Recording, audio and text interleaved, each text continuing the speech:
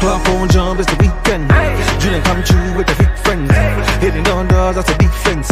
Rolling with all, that's the offense. Hit me, change you, let me peach in. With that bullshit to my maybe drop ins. Today on buy and I say, today on buy you the kid play, baby, tell me what you want. Julian, I know you need fun. Ever since remember we been knocking at the door. Y'all be moving paper, we be running up the school. Never for that pillar, we was sleeping on the floor. West side Africa, you know the shit ain't cool. I don't care what they say. We don't care.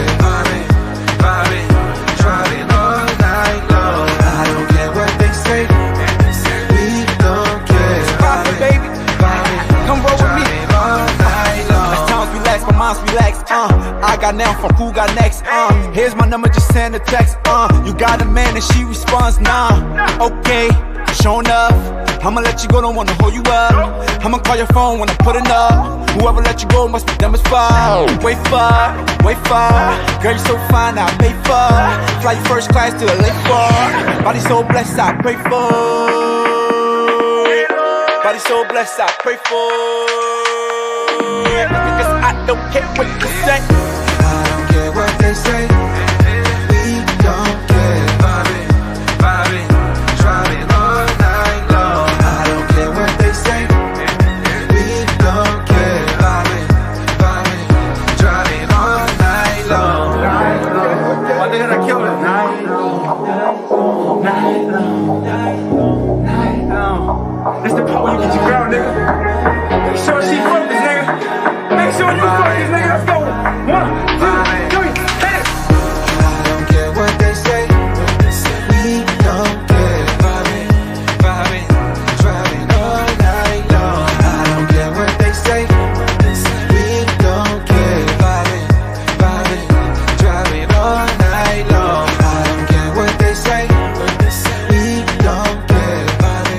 Vibing, driving all night long. I don't care what they say. That's a hit for your ass, nigga. Hit for your ass, nigga. Prophet the One. Follow me on all Instagram sites, PROPHETTHEONE. That's Prophet the One in case you couldn't spell. But if you could, you already got it. Like Prophet like God, and then duh like duh, nigga. And then one like nigga, I'm the motherfucking one, nigga. You can't miss. What up? YouTube, what's going on? It's your boy, Chef Choupino in the spot. If you don't see me, it doesn't mean I'm gone. I'm just hovering above the trees. You know how we do. All right. What's going on, folks? How's everybody doing tonight? Well, night. It's evening. We call it late evening. How's everybody doing? I know you ain't heard his voice in a minute on this page, but I'm glad everybody who was hollering, checking on the kid. It's very important. It's very important that you holler at those, who you may talk to, feel some way about, or, they feel for you. I feel for y'all. What's going on? I've been trying to bring some of the passion back for this YouTube thing here. I didn't come into it as a monetization effort, even though it looks like it's turning into one. I gotta like what I'm doing, though. It's very important. So, I didn't jump on a lot of topics that some folks jumped on. Not to say it was anything wrong with them jumping on those topics, but I have a lot of great friends, great counterparts that are YouTube content creators that have a varying amount of thought processes, and they think different ways. So I respect what they bring to the table. All of the different content creators that are too many to name that I rock with. Y'all did a pretty good job covering what's been going on, some of the current events, especially peace to the Godfather, Kevin Samuels, the man who created the conversation. He started the conversation, whether you like him or not. He started the conversation. Sleep in peace, Godfather. All right. First things first, what I'd like to do is bring the squad up. Of course, it ain't gonna be a show if I don't have the bro. I'm about to introduce to you Victor Freeze Music. Yo, you still chewing on chicken, son?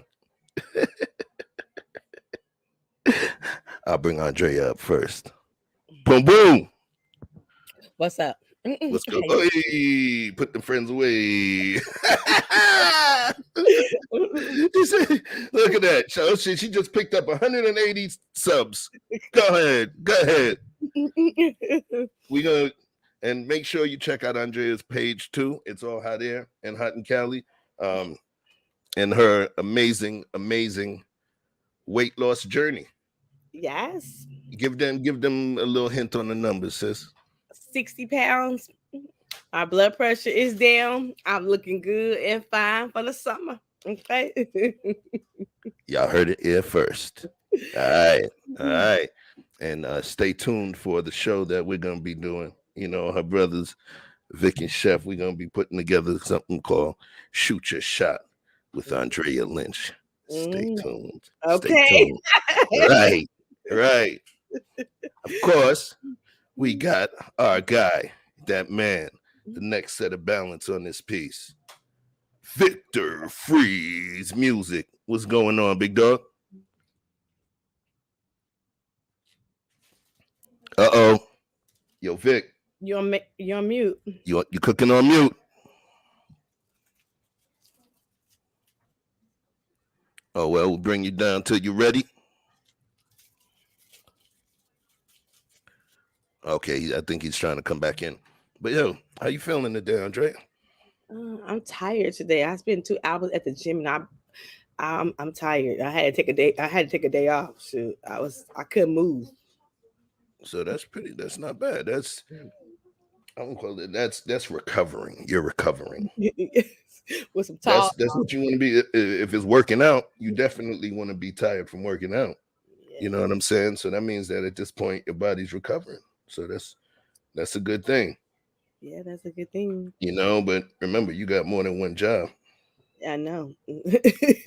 Right. I know. Yeah. I know I got more than one job. Okay. Yes, you do. Let me see if this dude is back up here yet. Yo, flash the signal if you're ready for me to pull you up, big dog. All right. There we go. Hey, you guys go subscribe to Chef Choupino, okay? This is a good brother, okay? I really like this brother. I got love for this brother. We're trying to get him over his 1,000, okay? I think he one of the best that I've seen in the YouTube. I don't really like the brothers. They get on my nerves. They always doing stupid shit. But this brother right here, I love him. I really do. Appreciate you. I appreciate you.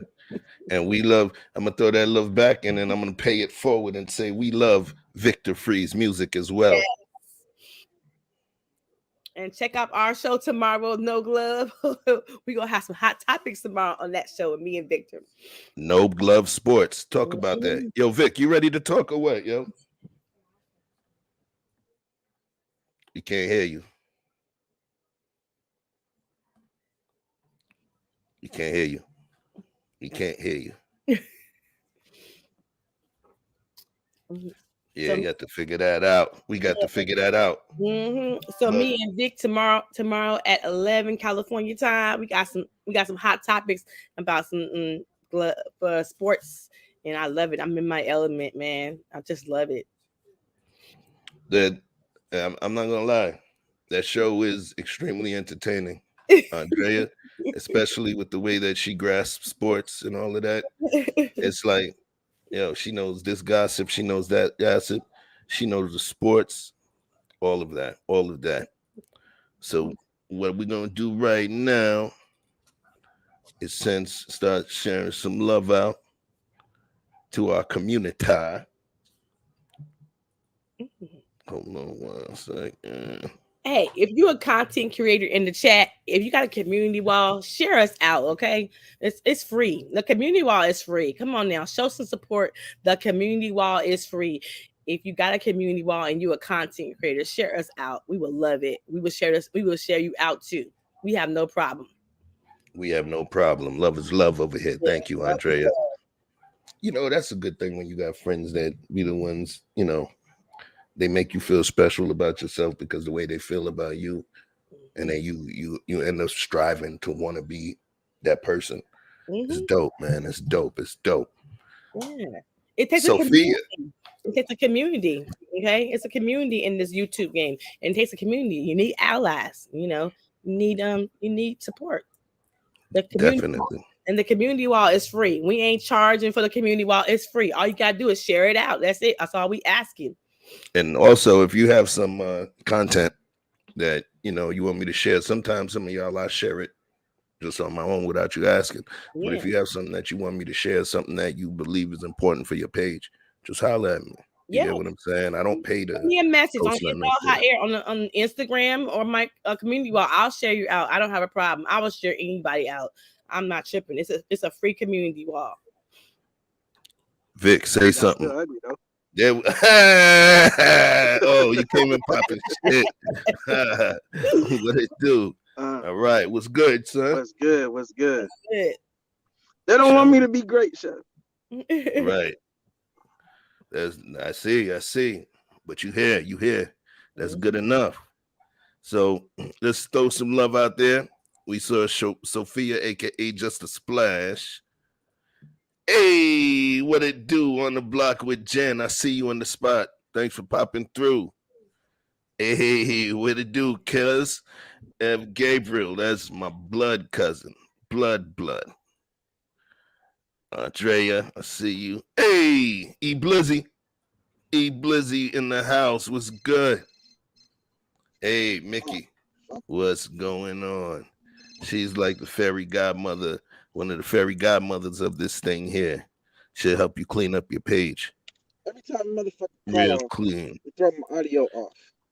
Hey, trash can waves. What it do, big dog? TCW. All right. Mika Marcel, what's going on? Intellectual soapbox. What it do, Mr. Best? I see you. My guy. All right.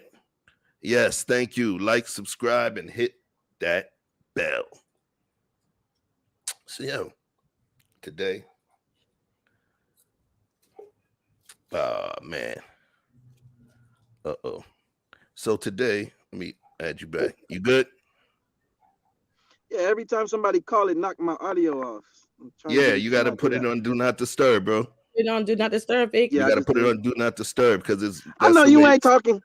Right. Yo, with StreamYard.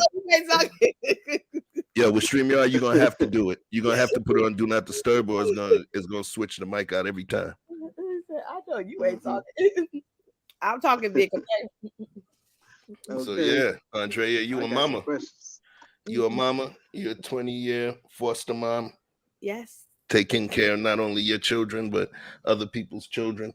Mm-hmm. So one of the things that you make sure that you don't do is raise bad ass kids. Mm-hmm. Amen. I can't stand bad ass children.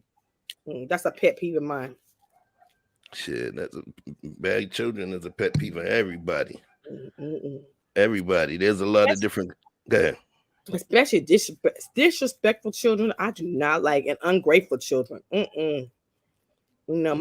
My mom and dad raised 7 children, okay, and God rest my mama's soul, she going to heaven, but she raised 7 kids.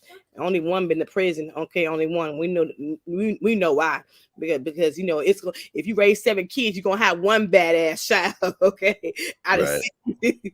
So they raised 7 kids. My daddy didn't play. When he spoke, we was sitting there. True indeed. So they a little difficult. The new generation. They something else, man. They something else. They something special. They something special. Mm-hmm. Did you say? Okay, I didn't hear you. I asked for it about 10 minutes ago. How hard is it to get a sandwich? All right. Okay. I can make one. Don't I can make one. You got to mute, Andrea. I'll be right back.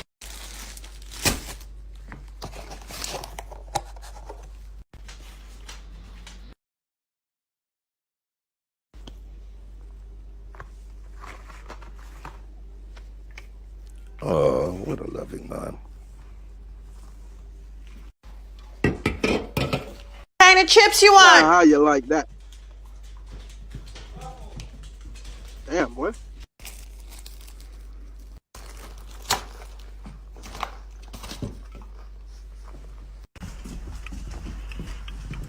Yeah, I got your sandwich, Papa. Yeah, this Here's thing your happens fucking like- sandwich. Talk to me like that again and see what happens. Damn, she made the whole sandwich just to throw it at his ass. What was the point of making the sandwich for? Shoot, no. She should have hit him with the damn can. Thank I'd have you. threw the can first. Making that sandwich. Come on now. She made that shit nice too. Yeah, make it all nice. Mm-mm. What do you think about that, kid? What do you think about that?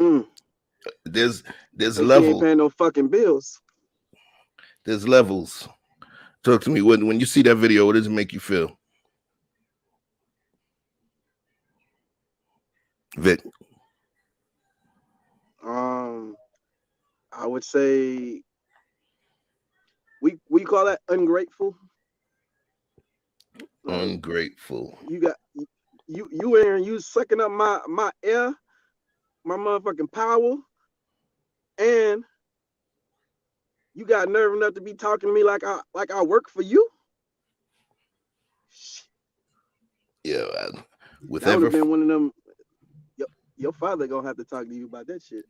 Yo, with every fiber of my being, I'm moving away to try and eliminate that kind of BS, bro.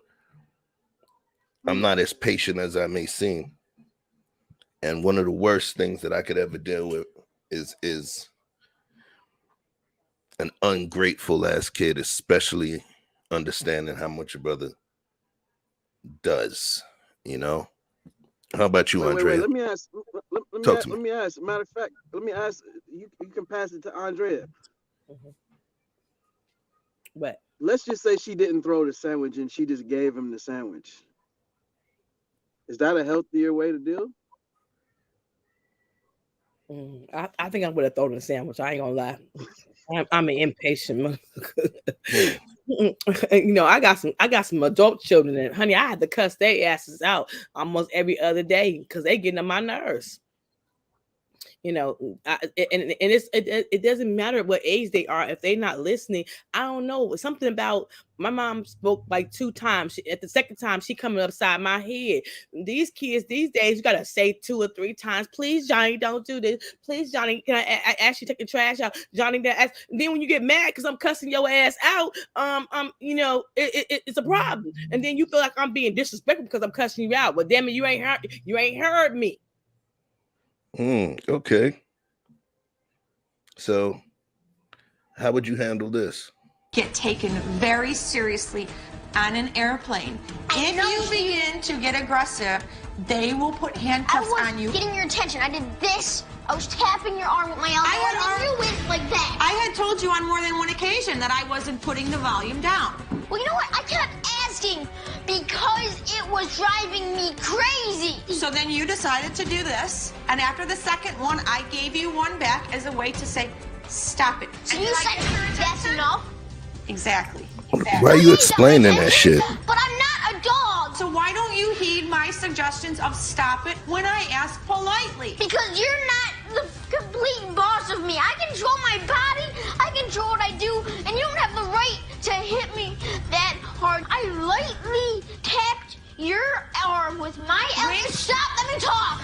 I lightly tapped your arm with my elbow to get your attention. Trigger alert, Andrea. Right in my arm. It actually left a mark for about 20 minutes. 3 minutes later, it was fine. Listen, you're not the boss of me. I am the boss of you. When a mother says to be quiet, she's the boss of you, and you need to listen to that. Bottom line. I never said. When a teacher says something, Fair use. she's the boss of you, and you Shut up! Give me a turn to speak. Shut up. Would Andrea take this? See, how does that feel? How does that feel? do not put your hands on me. Do you understand me? Do you understand me? No, I asked you a question. You know what? Shut up! Apparently that's the only word that gets your attention. How does that make you feel? Equal lefts and rights. Oh, see. Number one, he ain't got no damn home training. That's number one. Number two, see, when you raise a child up the way as you want them to go, you start that mess at 1, 2, 3, because he crossed all lines. Oh hell to the no! Put your hands upon me. You got to go out of my house. You don't cross the line, and then he yelling too. Matter of fact, you two doggone close to me already. Hey, listen to me. You listen to me. Yeah, listen. Who is you? What bills you paying? I'm taking care of you. You ain't taking care of me. These kids. Okay. These kids. So what about? Listen. What about the generation now that are raising the children who are the generation who got their ass tore out the frame for a little bit of everything? Mm-hmm. Who feel like striking a child is akin to the things from the past, if you will. Well, and that you shouldn't strike a child in order to communicate. Look, I'm a grown adult. See, I'm a grown adult, and I don't have to strike my child to get my child to do what I want, because we got early bedtime. We got no snacks. We ain't going to McDonald's. Matter of fact, you going to bed night. Oh, I got all kinds of tricks. I don't need to hit you. I'm grown. I know all the games. We got the corner. Okay, put your hands up in the corner. Oh, I don't gotta hit you, but I will make you suffer for talking to me that way. What do you think about? But ain't nobody going to put your hands up on me. I'm sorry. Put your hands up on me. Talk to me about that. What would happen? I don't believe in put your hands up on the parent. I'm the parent, and that tells me that's a child who crossed the line. That's a child who don't got respect for the parent. That's a child who don't got no respect for the parent. Okay, that's a child who ain't been taught, because that's home training. You start that at 1 and 2 and 3 and 4.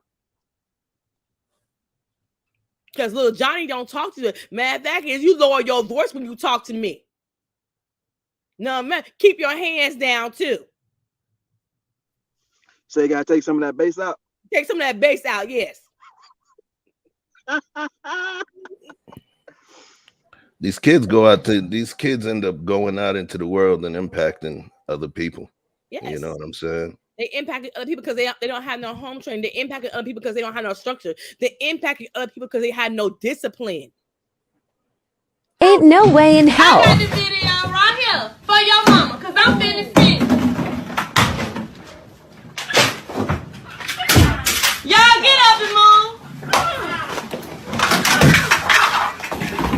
Tantrum. Classroom.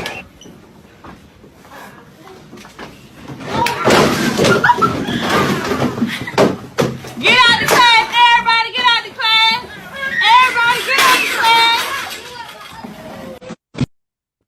Oh, you maximum bucking. See, what that says is he ain't got no home training, because he doing it at home. So She. Okay, well, is she do you doing blame that the child, or do you blame the parent in that case? I blame the parents, because I tell my kids every day. My mama told me this. She said, when you go to school, you are representing me. You're representing your mother and your father and our name. Don't you dare go to school and embarrassing us. Okay, it's only one time the principal called my mama. One time, and then when I lived in Arizona, they was allowed to spank. Okay. My mama told me that. So you go to the schoolhouse, that's representing you, and then kids are throwing things. See, that tells me that it's been done at home. I wish somebody would throw something up in here. You throw something, break something that I bought, oh, you ain't gonna get it. So I agree. I believe a lot of this starts from young. A lot of it starts from young. Mm-hmm. You got to catch it from young. and we can't make certain things funny. You know, take a look at this. Good afternoon, parents. Good afternoon, boys and girls. Shut the fuck Hey, up! hey. Nice. No, thank you. No, thank you. Do you need to leave? No, bitch! Okay. Oh, yeah, he's out. Hey, stop. Time out. Hey, do you remember what is it? Reasonable Doubt? Mm-hmm. Yeah. Shut up, bitch. No, somebody stop. We gonna get him out of here. Yeah, I'm gonna let you ride. We will I'm not gonna let you go ride on that this one again. Good afternoon, parents. Good afternoon. He said it twice. Boys and girls. Shut the fuck Hey, up! hey. Not nice. No, thank you. No, thank you. Do you need to leave? No, bitch! Okay. Oh, yeah, he's out. Okay, yeah, you would be leaving. Matter of fact, that's learned behavior. That's called learned behavior. The mama is cussing, daddy is cussing, and the little child cussing too. Now, do Andrea Lynch cuss? Yes, I do. I wish anybody up in the house be cussing. I'm the only one cussing up in here. I pay the bills to be the boss. All right. They cuss at school. What? That's all right, long as they No, learn it's it from not. you, right? I wish you would cuss. It's gonna be. I cussing because I can. I'm a grown. Okay, I ain't I cuss pay at all you, the mama. bills up in here. I'm mama. So we got to catch that shit while it's early, yo. I ain't even gonna lie. Look, we showing clips. I got clips of other people, kids and stuff. You know, so I'm gonna hit y'all with a. Nadia, how you doing? Hey, My friend is in the chat, y'all. Okay. what up? Sincerely yours. Sincerely ours, y'all. She's sincerely ours. What up, Nadia? How you doing? And she sells beautiful organic hand soap and body wash and everything. You should go over there, order something. She got good shit. Okay. Oh, she sells shit too? Yeah, she got Oh, good man. No, I'm joking. organic hand soap, candles, body wash, all that. Nice. Mika Marcel, what up? Sincerely yours, Nadia. Welcome through. Take your seat in the garden. Blizzy. Bliz. So let's go back. So I'm showing these people kids, so I guess I gotta show mine. My daughter, when she was about 2.5, 3 years old. I don't know if y'all ever been to Papa Do's. You know, at Papa Do's, they always have a bunch of those little peppermint candies in a big bowl. So we walk into Papa Do, and she tried to go and grab from the bowl. It's like, no candy. So she was tight. So we go sit in a little courtyard, and there happen to be some candies on the table. And I'll leave it at that and let y'all see.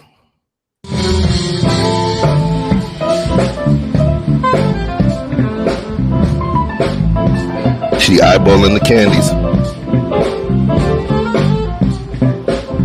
Watch the hand.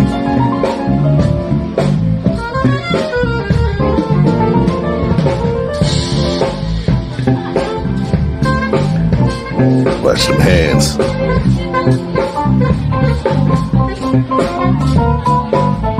Eyeballing it. Gotcha. Eyeballing it. Look at her hands. Look at them hands. She trying to steal that shit.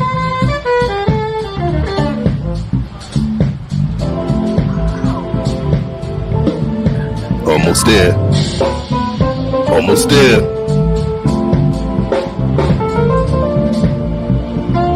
Busted. She told me looking at her. Trying to sneak that candy. I ain't doing You gotta watch out for that stealing. Hey, she was trying to work it up under that finger and it kept going farther. She's like, shit. Right, but you notice how she just kept staying frozen, like, all right, let me just keep looking this way. Yeah, she was like, everybody looking at me. Right. She is beautiful. She's beautiful. Nikki. Oh yeah, now she thinks she's like 42 and she only 6 now. So look, you gotta catch. Go ahead. I remember my daughter went to the mall, and I had my son was a baby. We went to the mall, and I had a double stroller, but she's so fidgety and so resilient. She got out the stroller. We was in the shopping, and she got a stroller, and I was like, Veronica, what the hell is Veronica? And she was under the little clothing thing. I was like, Veronica, come here. Man, I left the mall and I told her up in that car, okay? Check this out. I told you to stay in the stroller. And I left the mall.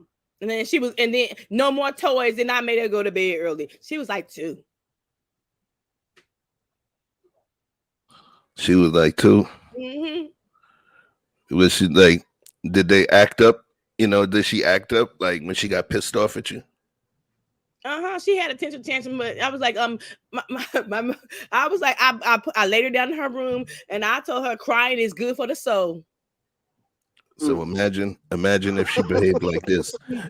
Crying is good for the soul. That's what I told her. Crying is good for the soul. So what if she behaved like this? Every time this boy don't get his way, he wants to tell the world that I wear wigs, and I do. My mama got a wig. My mama got. You know what? I wouldn't say, yeah, I wear a wig and so, but now you still gonna be grounded. Shoot.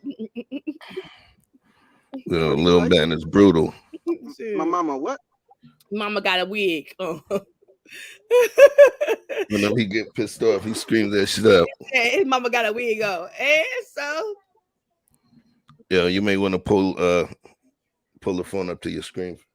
This phone up to your screen. Phone up to your face for this one, Vic. We got to catch these kids while they're young.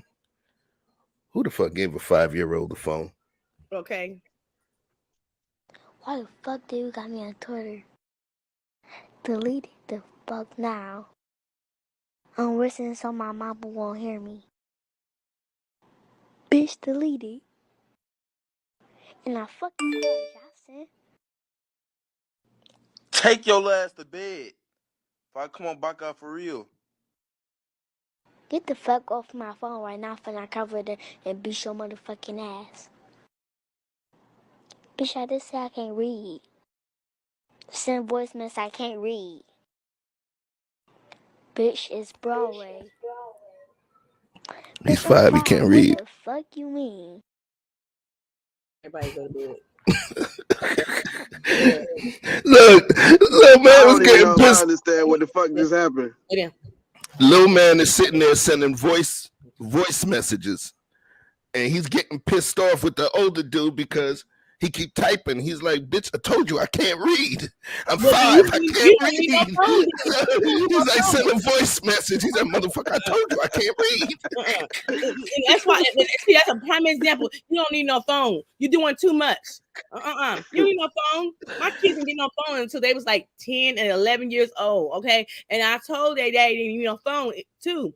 And when my daughter, when she used to do sneaky stuff. She was like hack 2 Facebook pages and stuff like that because she want me to see me. So when I started telling my girlfriend, because she more computerized than I am, I took her phone for a whole year. She had a phone for a whole year. You don't know how to respect me. Put some respect on my name. Yeah, put some respect on my name.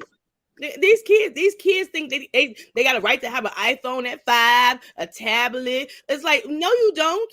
And the last time I checked, my kids was like, my daughter was like, can I get some Jordan? I said, yeah. When Michael Jordan started paying the Cardinals and renting the PG&E, we can get some. Oh, yeah? And when he ain't paying none, since Michael Jordan ain't paying these bills over here, we can't have no Jordan. So this is what little man gonna tell your ass. What the fuck are these? Those, man, you don't like those? I thought those were cute, so I bought them for you. You don't like them? I love that. Oh, you like Jordans? Yes. Okay, I'm sorry. I'm gonna take them back. Buy me this shit. I'm gonna take it back, yeah. Oh, oh no.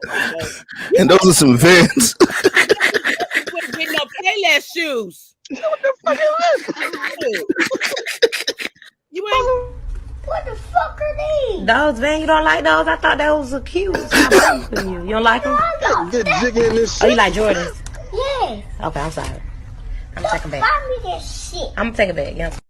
Buy me no shit like that. You ain't getting no more shoes. I'm gonna show you something. I'm gonna go get you some Payless shoes and see how you ungrateful. Walmart shoes. I know what you really did with the child support money. Right. You need to wash your mouth out with some soap. Talk about I'm cussing like that, like a sailor. Who you think you is? Fuck is this So shit? somebody need to take him to church, huh? For real. You think that's gonna help, or he gonna be like this?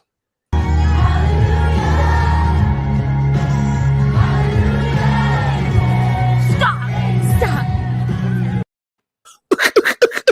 Hey, you see you put the camera down? Oh shit, that's my goddamn child.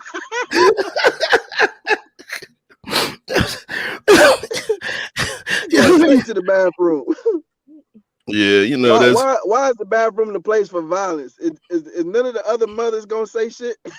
Y'all got a secret girl code that you can come in the bathroom and tear the hell out your kids? Mm-mm. That's you what. want to go to the bathroom? No. Technically, the bathroom is where shit happens. No. And that's why you don't. That's why I be like going to the bathroom one at a time. You know, I be no one at a time in the bathroom.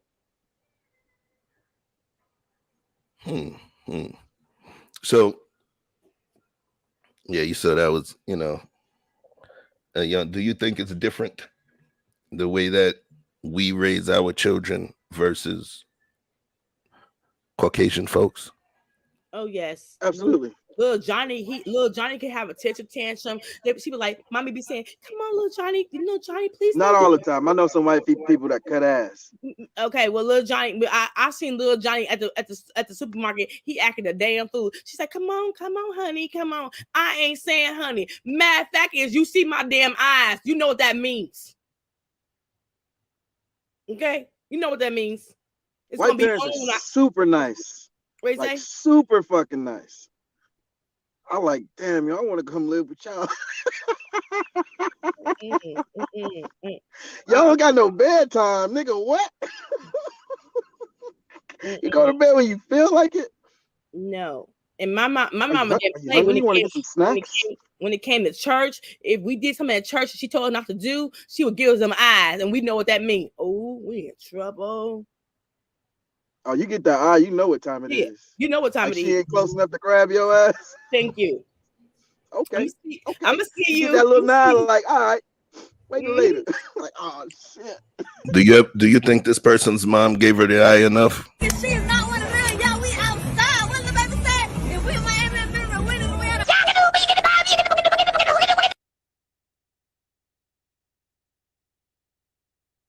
Catch me outside. How about that? You was out of control at party. Nah, that's not her. That's the other one.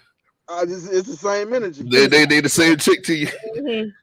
She was out of control. You know, you could tell what kids have home training because you know my daughter, her little friends, kids when they come over. I don't like kids coming over to my house. I'm in my kids' room taking all that shit down because I tell my kids who's gonna be responsible. It's gonna be you. So you need to tell your friends who come over here, don't take my shit down. My mama gonna be mad. They come over here, they get everything out. So I was like, check this out. I know what kids are younger than home training. But but they got good home training. They just go to school with Sharkeisha and the rest of them little badasses. Well, I ain't Sharkeisha. My name is Andrea Lynch, and you know I don't play that. She want to be down. Do you think you would be a good homeschooler? No, I wouldn't. I didn't like your homeschooling. No, I'm glad they're back in school. I'm glad the teacher got on my nerves. I was like, "What y'all teaching? I'm over here teaching. I'm earning y'all money. Okay, earn your money back. Go back to school and teach." Listen here. Let me tell y'all something. Nah, yo, watch this. I'm about to piss some people off. Black moms, y'all ain't the homeschooling type. Let me send some love before we go. 100 Wizzy, 100 Watts was good. Big dog. My guy. Hey, Kareem, what's up? Elbow to the forehead, badass kids. Yep. So, seen her before. Shout out to you, Miss Lady. So yeah. You ever had your mama help you out with some homework? If you have 8 apples, 7, and you eat 3, how many motherfucking apples do you have left? You don't gotta keep repeating it. My 7. That's the right answer. I'm gonna ask you one more motherfucking time. If you have 8, and I'm gonna get that motherfucking extension card. You all see that face? If you got 8 motherfucking apples. And you eat 3 of them motherfuckers. How many do you have left? Okay, I'm going to get Okay. You want to play games? I see what's going on. You want this ass up, nigga. Hey, I'm gonna tell you where something, my bro. at? That Hold should on. be frustrating, man. That should be frustrating sometimes. You like, man, you playing with me, man. You ain't even trying. You trying to fuck with me. You ain't even thinking about the answer before you say that shit. Fuck wrong with you. Let me send this love real quick. Harris Tribe Media Group, my bro. Peace to you and the wife. Appreciate you. Special shout out. Special shout out to my brother KG, aka Big Bad Bull, who is literally, I can call you, based on what you've done, a sponsor of this channel. I appreciate you, brother, for your very generous donation. I appreciate you. You see, I had to stop and I had to give the pause for effect. So when y'all hear that pause, very generous. I appreciate you. Straight up and down. Now I got to earn it. You feel me? Indubitably.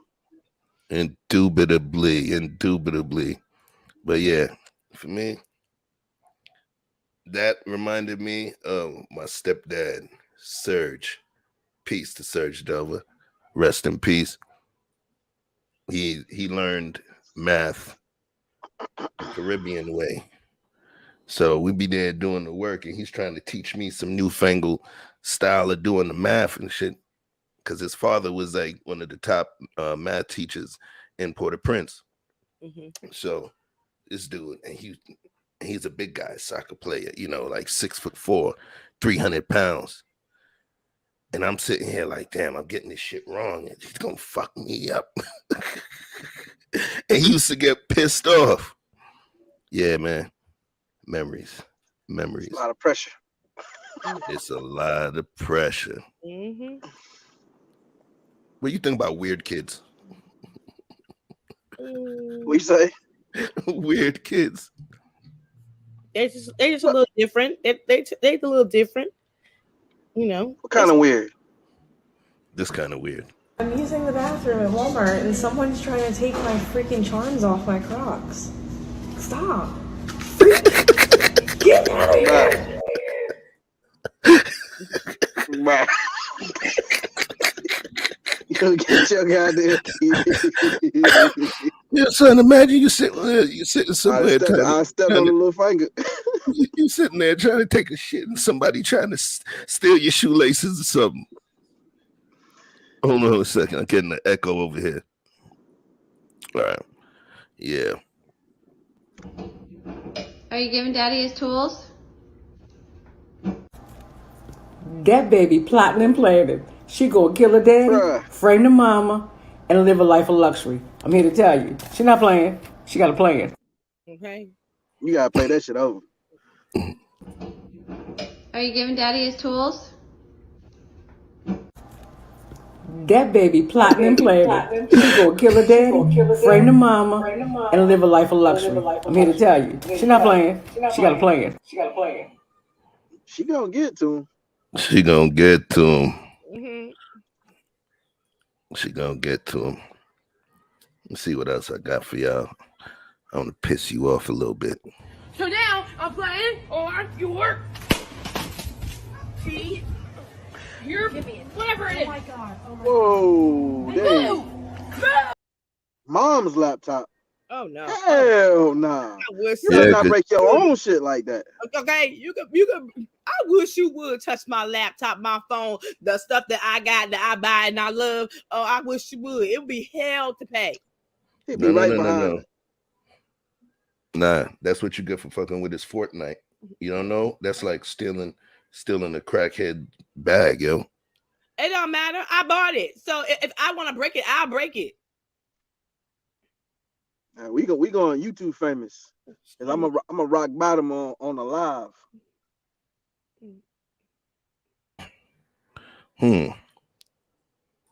It's just a Cool. mistake. I wish I would break my daddy's stuff. Look, I lost my doggone mind. Okay.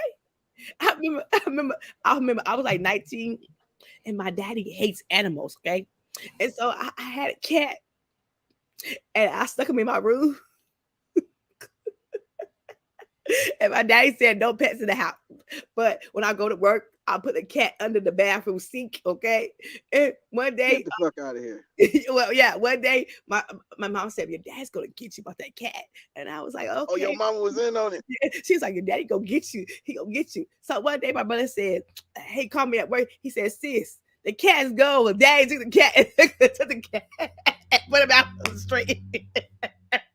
At his job. I was like, my daddy did to my cat. I was so mad with my daddy. He said, did I tell you no pets in this house? And I was like, that's the first time I was like, I wanted my cat. And my daddy said no. Pets? Huh? Huh? Yeah, he said no pets. Chef. For today. Okay. Your point? Get up now. Let's go. Fuck up. That couldn't have been me. When I tell you, I would have grabbed her by her damn throat and choked the shit out of her and beat her ass like she was somebody off the streets. A stranger at that. And then on top of that, I would have locked her damn jaws up. So the only way she can get some food in her little body would be through a feeding tube. Yep. Couldn't have been me. Man. These kids these days is so goddamn disrespectful. I don't get it. Couldn't have been mine. No, couldn't have been mine. They had life and bullshit fucked up. Nah.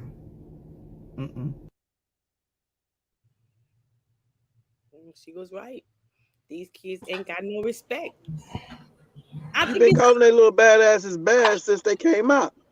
Well, you know what? I think it's a combination of what it is. You know, back in the day, we didn't call CPS on our parents and stuff like that. Okay, we didn't use it as a weapon against our parents. But these kids these days, if the mama say something to the kid out the way or she spank them, they was like, "I'm calling CPS on you." My dad told me, "I brought you in here and I'll show take you out." And matter of fact, if you call on them, you ain't never coming back to this house.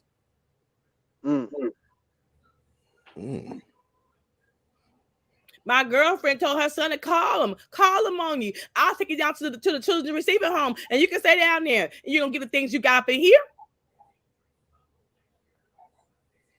Yeah, now, see, my mama taught me. She said, "Hey, if you call him," she said that shit so cool, man. She was so calm. She said, "Let me tell you something. You call him,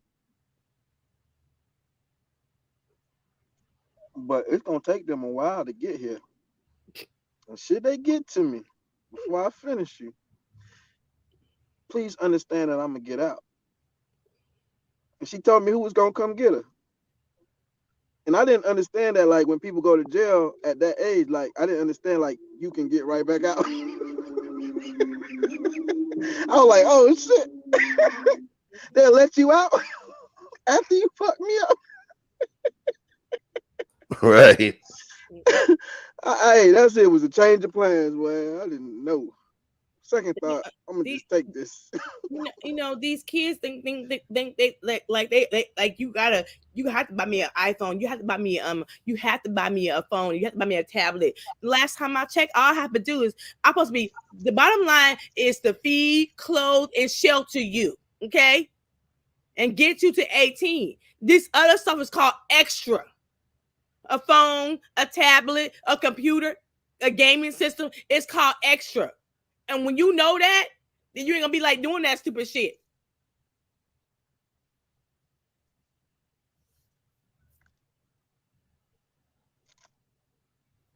I was cooking on mute. Yeah. I agree. Send a shout out. My guy, Big Bad Bull. I respect. Love is love. Appreciate you, big dog. Straight up and down. So Mr. Tulilo. Hey, Mr. Tulilo. What's up, bro? What it do? He said, "Oh, I sure did threaten my mama once and only time. She told me to go ahead and call them, but to make sure I also call the ambulance to pick my ass up after she done whooping me." Yes. Yeah. Yes. It was like that. Yeah. So, funny story, right? I'm gonna tell this story about my cousin Gene. And my cousins is Joelle, Jean, Joanne, and Jerry. So they had a big house in Long Island, and I was up there for the weekend. And their father, he's a big GYN, OBGYN in New York. So he would always have people come through on the weekend. And there was a guy whose nickname was Dudu, right? If your name is Duval, like, if you're from Jacksonville, Duval, the nickname would be Dudu. If your name was Dominique, your nickname would be Dodo, right? Just like Taisha, they call you TT, whatever. Mm-hmm. So we there, and my cousin Gene, he was a little prankster, little smart ass. My uncle introduces him to us, and we all say hi, shake his hand, and then he says, "Wait a minute, Dudu?" He's like, "Yes." He said, "You mean like caca?" And then he took his hand like, "I ain't shaking your hand, nigga." Yo, my Uncle Joel. Yo, he spazzed. He spazzed on him. He spazzed on him. He was like, "Yo, dude, you mean like shit?" They remember that one. But yeah, man, sometimes we got to make sure our kids, respect the adults, even the ones they don't know or know. Oh, go ahead, Andrea. You was about to say something. Even my mom used to say when somebody come in the house, you say yes, ma'am, no, ma'am. You say how you doing. When grown folks is in the house and you come in the house and you don't speak, that's a pet peeve of mine. Like y'all ain't teaching the kids no manners. You say hello, how you doing today? And when somebody, you say hello, you shake their hand and you get them eye contact too. Absolutely. I be telling these kids, some of these kids, but you know what? I think it is the reason some of these kids are just badass kids because some of these mamas is young, okay? And then if you having young kids young and the mamas are young, they ain't got no respect either, I be like, so that's the home training I be talking about. Okay, let's take a look at this. ما شاء الله على النشامة اللي يساعدون ابوهم. ما شاء الله ما شاء الله.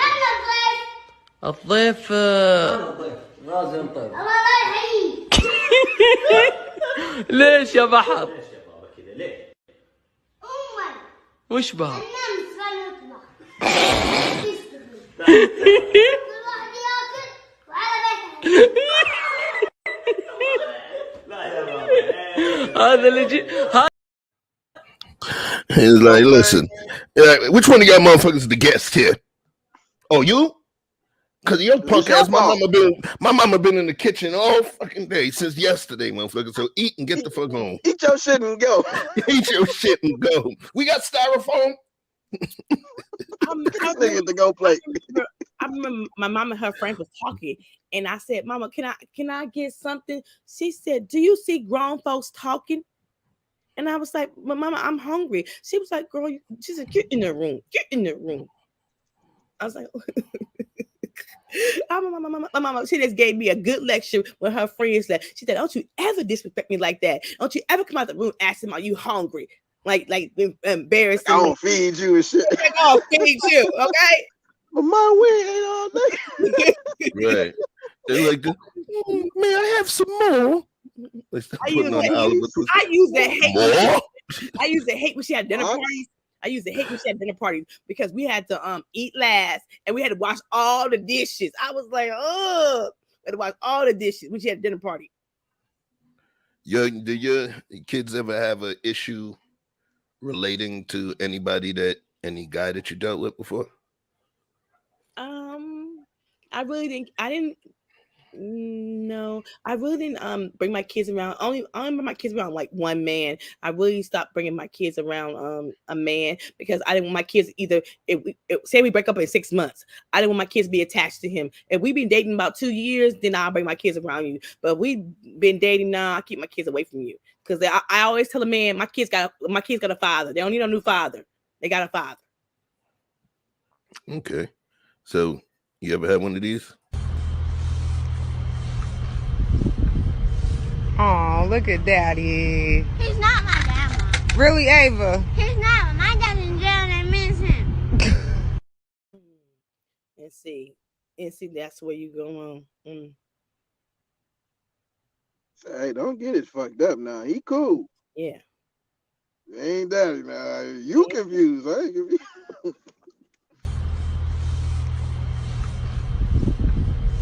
Oh, look at Daddy. He's not my dad. Really, Ava? He's not. My dad's in jail and I miss him. Damn. Wow. Can y'all hear me? Yes. And that's so hard. I wouldn't consider that. I wouldn't consider that a bad kid situation. I think she hasn't reached a point of normalization. You know what I mean? But at the same time, I would tell my daughter, if my daughter would say that, he's not your daddy, but he is here, and you're gonna respect him. Period. Well, don't call him my daddy. Call him cousin. Yeah, uncle, I wouldn't. Yeah, I wouldn't. Don't call him my daddy. Yeah, I wouldn't call. I know exactly where my daddy at. Yeah, I wouldn't call somebody who's not my dad and my daddy. You know, I think the mom should have just said, whoever he was, Mr. John. You know, he's here to help you with your bike. You know, it shows a kid. It shows a kid the line too. That's my drive real quick, Vic. Mm-hmm. That's my mom's boyfriend. You know, that's my mom's friend. But that's Mr. John. I always show respect to the men that came through my life that helped me cultivate who I am today. Mm-hmm.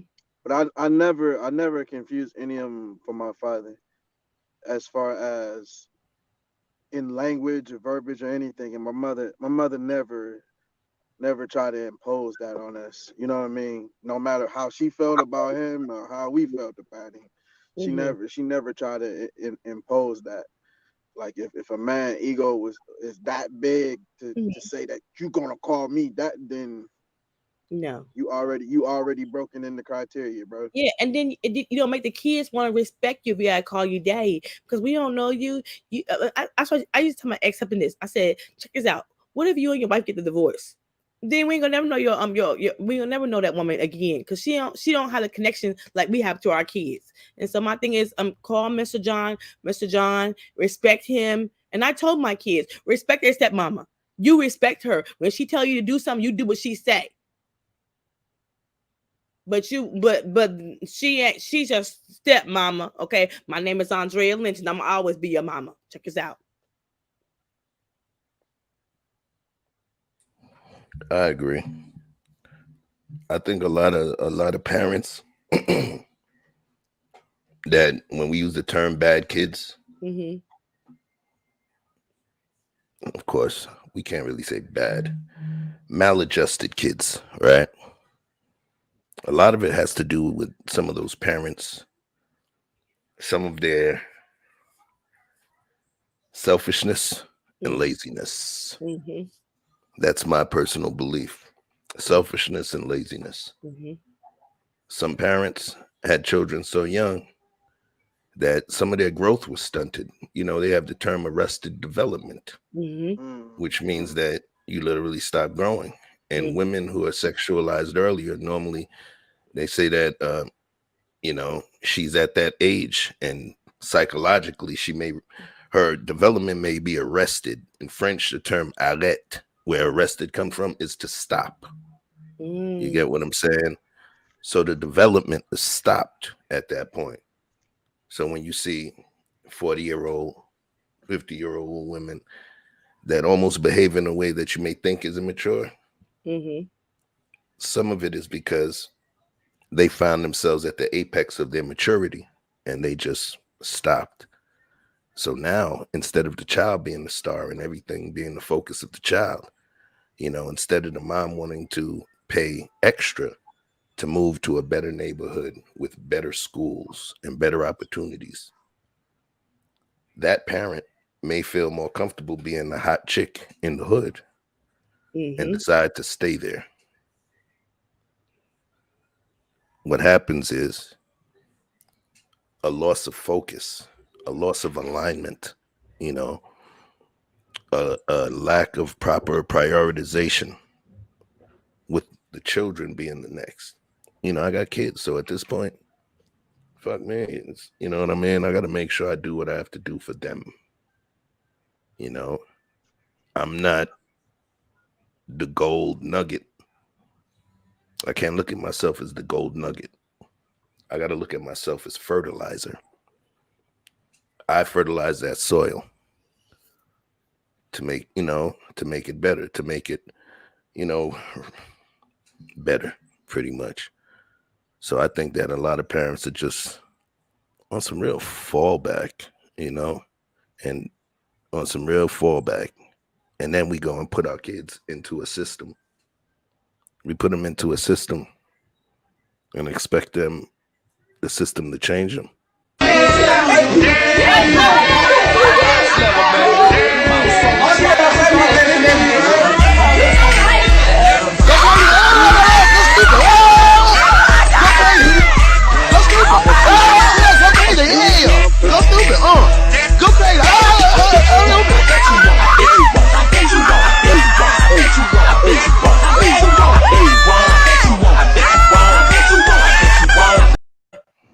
See, that's a problem. That's a problem. Call that wigging out. Got phones at school. Look, it's some of the music too they're listening to. It's some of the music they're listening to. That's definitely a substitute. Mm-hmm. They maxing out. Bro.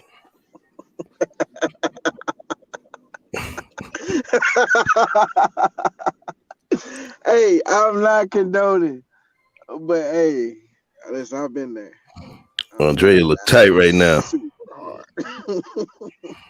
It's some of the music they're listening to. They got phones. They feel entitlement. And they feel like they at school. They could film everything. I wish I would be at school filming some stuff. My mom was like, man, my mama didn't play. When the school called and said, I was like, oh my God, my mama gonna get me when I get home. I was trying to change the subject. She said, she think I forgot. I ain't forgot. I'm gonna get you. Okay. I remember my mom said it was my freshman year, and she said no makeup to my junior year. But you know, Andrea Lynch is a little hard-headed, a little rebel, okay? So I used to put my makeup on at school, and before I get on the bus, I need to take it off. I went home one day with makeup on. I got in trouble. And I never wore makeup until she said my junior year. Okay. Y'all know y'all got your whole hoochie mama outfit in your book bag. Stop it. I didn't do that. Oh no, I didn't do that. And then my sister did that. My older sister did that. Nah, they used to call that what the girls called the whole bag. Andrea was smart. She had one buried in the park next to the third tree. No, I was a good girl. So she walk around with a little shovel in her purse. Spin around and walk 3 paces to the left. I didn't change my clothes. I didn't do none of that. I was a good girl. I listened to that. Were you ever get kicked out of school for anything? I got suspended for 3 days. For what? Because a girl, my neighbor called my mama a B word, and I gave her 5 stitches in her head. Did you guys eyes out? No, I slammed her head against that locker in the gym room. Don't you ever talk about my mama? Shoot. And my mama didn't beat my ass either. She said it's all good, baby. Now that was the question I was gonna ask. Did you get your ass whipped when you got home? No, I was a junior in high school. I was a junior in high school, and I told a girl, leave my mama, don't say nothing about my mama, and she said it twice. I said, oh, it's on and cracking now. No. My mama always said, y'all don't fight for me. I know who I am, and y'all know who I am. Don't you ever fight for me about what nobody said about me, because you know the truth. Because if you win, she said, if you fight, you better win that motherfucker, because you're gonna lose the one when you get home. So and like a year later, me and the neighbor made up. But I told her, don't you ever say something about my mama. That's my mama. That's a good woman to me. She's special. Show some respect. I'm telling these kids don't. I mean, they think it's okay to say something about somebody's mama. I don't know who your mama is. I don't know what she done for you. You might my mama is somebody special, and I honor her. What about your father? I honor him too. But my mama is. I love my dad. I love my dad. He's a protector, a provider. But my mama, she's something special. She would give more than my daddy would. Why is that? That you would give more than your daddy would? Because my daddy is a little stingy and a little selfish in his own way. That I love him dearly. He didn't think we needed some stuff, so my mama used to hid some stuff under the bed. Wait till he go to bed and give it to us, and he'd be like, "Y'all don't need all that." My mama, she would hide some stuff and do some stuff for us. Yeah, I don't like that shit. I know. I don't like that shit. Let me tell you something. All right, so you said that you didn't like that he was selfish and stingy, right? And your mom would do anything for us, right? Did your mom work? Yes, she did. Okay. Who was the breadwinner? My daddy was a breadwinner. Okay. There is something that men have, especially when we have children, or even just a woman. It don't even have to be a whole family, right? How many siblings was there? Seven. So 7 children plus a mom and a dad. So that's 9 people, right? Okay. Let me say this. I got to take care of 9 people. Okay? Listen, man. That's called the burden of performance. That's called budgeting. That's called allocation, proper allocation of funds. That's called, being able to pay the cost to be the boss and still feed your wife and your kid. We have that burden of performance where we always have to think about how's this going to work in order for the wife and for the children to just, oh yeah, we're going to Disney World. Not even knowing Disney World is, with all of y'all, is a 10 grand trip.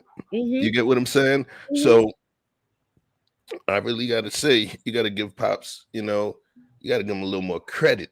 He had a lot to pay for. And I don't believe that it was just, I don't believe that it was just him being selfish.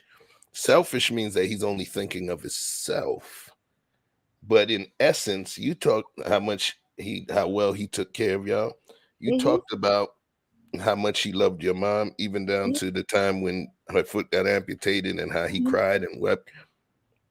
So he loved y'all. And he would do anything for y'all. I know he would. Right. And part of it is being strong enough to know I got to budget and make sure they don't want for anything. But sometimes you got to filter out and weigh some of the wants. And the want that you may satisfy is the one that may have an extra need in there. But it ain't always going to be exactly what you want. To this day, my daddy is still stingy. Okay, to this day, okay, he's still stingy. But I got a job at 16, and then when I got a job, the deal. My mom, she was like, I was like, Mom, I will go to work and I'll come home and still do my chores. But I'm gonna make this money because we gotta get some things we want. Daddy don't want to give it to us. At $5 wasn't nothing. We can't get no Jordan ass jingle at $5. Everybody wearing gas and shit. I'm going to work. Hold on, let me do this. I gotta get back into this chat more. I apologize, y'all. I apologize. Mr. Talilo. Oh yeah, Big Bad Bull came through. Yes. Mr. Talilo. Sup, Vic, Chef, Andrea, how you guys doing? Blessed, brother, blessed. Blessed to be kicking it with the family in the garden. Happy Mother's Day to each and every one of you loving mothers. Yes, all of you. All-star cast tonight in the chat. 100 Watts, Black, Big Bad Bull. Hey, Mimsy, what's up? What's going on? Real Talk with Mimsy Limbs. Check her out. Special kind of channel over there. Danique, my guy, what's good? Blessings. What's up, boy? Hey, humble dad. It was great to break bread with you and kick it with you in Houston, man. Check out Humble Dad's channel. He's the master of the dad jokes. Humble Dad, great dude. Check him out. Big facts. Don't call him her daddy. Call him Unc like they did back in the days. Okay. Right. Just call him Uncle D. Uncle Daddy. Right. Peace to Sophia Sharif. You got to explain that. We got the whole beard gang in the spot tonight. Music Man 1982. What it do, Música. bro? El Música. 107.9 La Mega.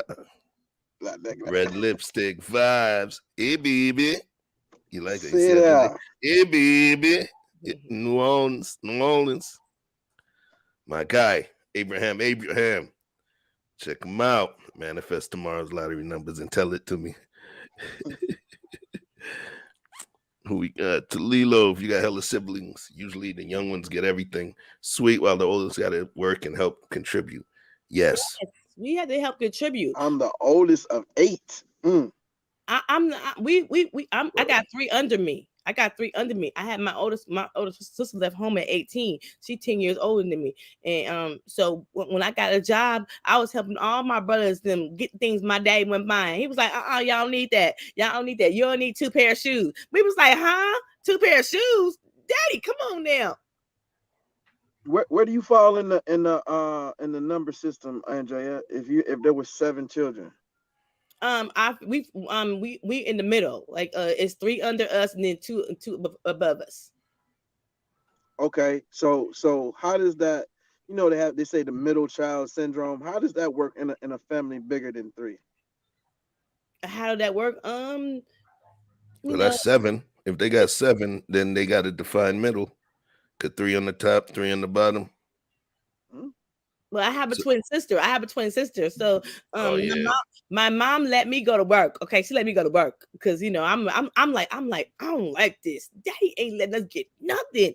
And so she was like, and so I had a learning disability. So they had a program when I was in high school. They helped me get a job. So I got a job at 16. Okay, and so I got a job, but I promised my mom the stipulation that if I get a job, I still had to come home and do my chores. I was like, fine with me. And so I was able to buy my brothers the things they want, buy me and my sisters things we want, buy my mama things we want. She won't. At the time is when we moved to California, my mom stopped working. She just she closed her daycare down. We lived in Arizona, so she stopped working. And so I was like, I'll go to work and I'll get what things we want if daddy ain't buying it. And so I was able to get my brothers them things they wanted and me too. And I still did all my chores because she made sure. And my sister, she didn't get a job until she was 21. She was lazy. Whose fault was that? My mama. And to this day, she's still lazy. When she got a divorce, she ran home to mama and daddy. Me, I didn't run home to mama and daddy because I know running home to mama and daddy after the divorce, they're controlling everything. They be like, what time you coming in? Who you with? No, I stayed out. And I was like, I ain't never coming back home. When I moved out, I was like, thank you, Jesus. I love y'all. I ain't never coming back home to you. Do you think that was a good move in retrospect? Do you think that was the best move to make? What you mean? So, okay. So what was the age you left? I left home at 22. 22. All right. So do you think, let's say if you were more willing to follow the rules and not have, like, for instance, not having to pay for your own rent, utilities, and say you wanted to go to school and do something more, do you think that living at home at 22 might have been able to help you? Because there's some families, right? There's a lot of families, especially, I don't want to say wealthier families, but it is the case. where in certain cultures where you live in the house and you don't pay anything until you get married and you have your own home. And a lot of times what they'll do is even create dynamics where the family will fund the home and you actually just pay the family back. Well, I was paying $200 a month when I was living at home. But the problem is my daddy, they was controlling everything on down to my clothes, the hair, my friends. I was like, I can't do this. That was like a special Section 8 where they had to, you had special rules. That $200 a month. I was fighting for the right to be grown. I was fighting for the right to be grown, and I couldn't. And I felt like if I wanted, even when I was dating my ex-husband, we had to be home by 10 o'clock. I was 22 years old. My partner's at the movie theater at midnight. I'm going home. I was like, oh hell no, no. I didn't want that. I wanted to dress how I wanted to. And yes, I grew up in the church, but I was fighting for the right to be grown. I want to make my own decisions. And I was a good girl. I had a full-time job and going to school, and they were still controlling me. My mama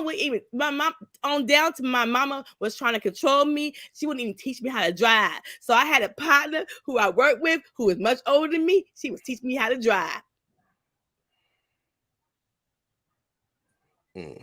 I wanted to be grown. I wanted to make my own decisions. I just want to be like have my own. At 19, me and my cousin, we had full-time job. We was out of school. We graduated and we went to our moms and dads. We said we got our own money. We got our money to afford an apartment. You know what they told us?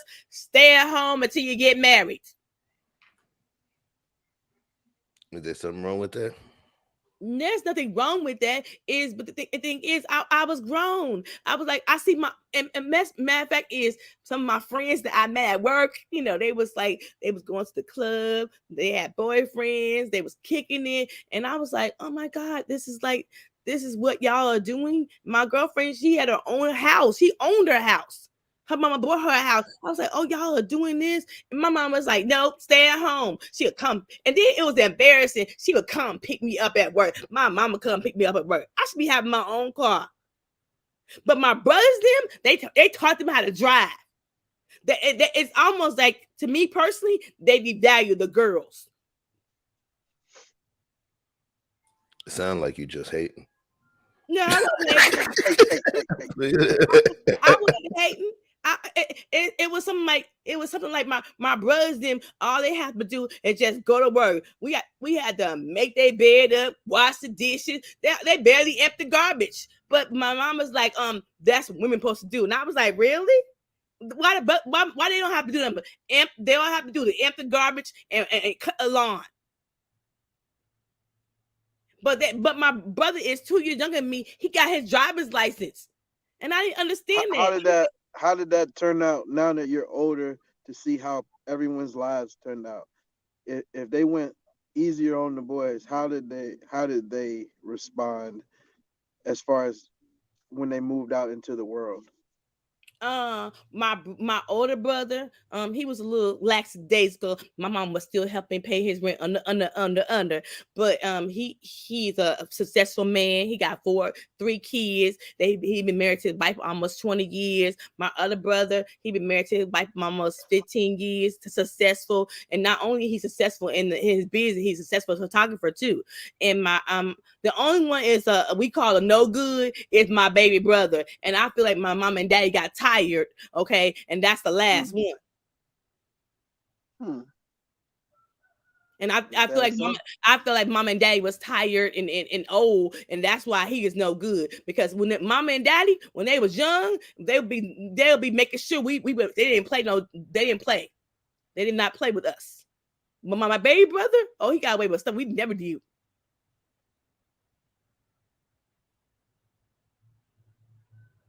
Daddy was hard on us. Yeah. So you was a rebellious kid. No, I asked questions. I'm a little rebellious. No, I wasn't. I didn't cross them in ways that I knew that my daddy might kill my ass. Okay, so no, it was things I might have done, but I never crossed my daddy or my mama in ways that I knew I would go to a certain level, but it was a certain level I knew I could cross. Come right here. You come right here, bitch. Come right here. You come right here, bitch. No, I never did that. My mom would have heard me. Never. I never raised my voice at her. I never cussed her out. I just asked questions why. A couple times I got slapped in my face for asking why, but I would still be asking why. That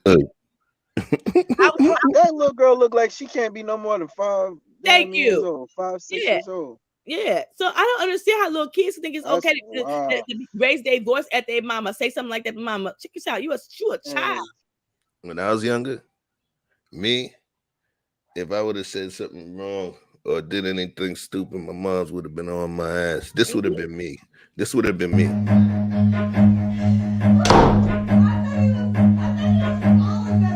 Run.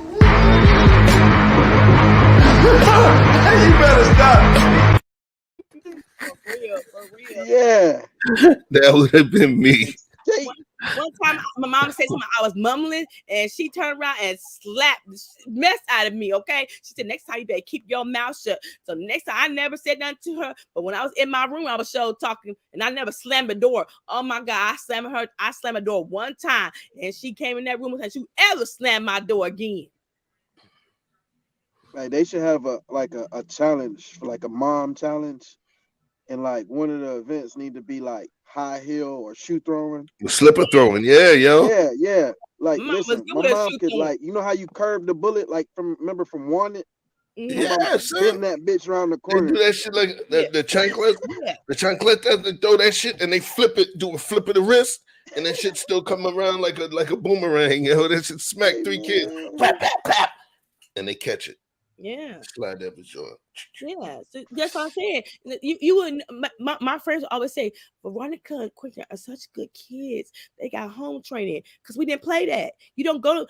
Especially when we get that talk in the car. You go to somebody's house acting a fool. Oh, okay. Entitled and disrespectful. Yes. You do not. The thing is, I think we're allowing these kids to get a little older, ahead of themselves. We expose them to certain things. Yes. Yeah, and don't use a tablet as TV, or don't use a tablet to babysit the child. Interact with the child. Play with the child. Like now you're talking. Interact with the child. My kids, we used to read books. I would take them on Saturday, because I work graveyard. I would take them on Saturday. We would spend Saturday at the movie theater. We would go to the Dollar Tree, get all the little candy, and watch a couple movies. Okay. And we would watch movies together. We would have taco day, and we would just do fun things and interact. When they were little kids, I would get on the floor and play little blocks with them and that kind of stuff. So kids don't come out cussing and fussing and acting a fool. Is they have been taught that, they have watched you do that, or you ain't correcting them when they did it to you. And when like my son used to play with the pots and pans, and it's making me mad. I used to say no. I would tap him on his leg and say no, and no means no. I want to go back to that tablet thing. Yeah, hell yeah, you're absolutely right, and I agree. The tablet, once you have this piece of information, what flows through it? Not just electricity, it's data. Yes, information that's flowing from that device into your kid's cerebral cortex. I think it's important for us to vet some of the information that they're saying, just like when you tell little Johnny, hey, how was school? What did you learn at school today? One of the reasons those conversations are critically important is so that you can add your social, cultural, or parental context to what it is that they learned, so that it's not just them providing the information, and the kid absorbing it, because there's a lot they see. Like there's a lot they see. Take a look at this.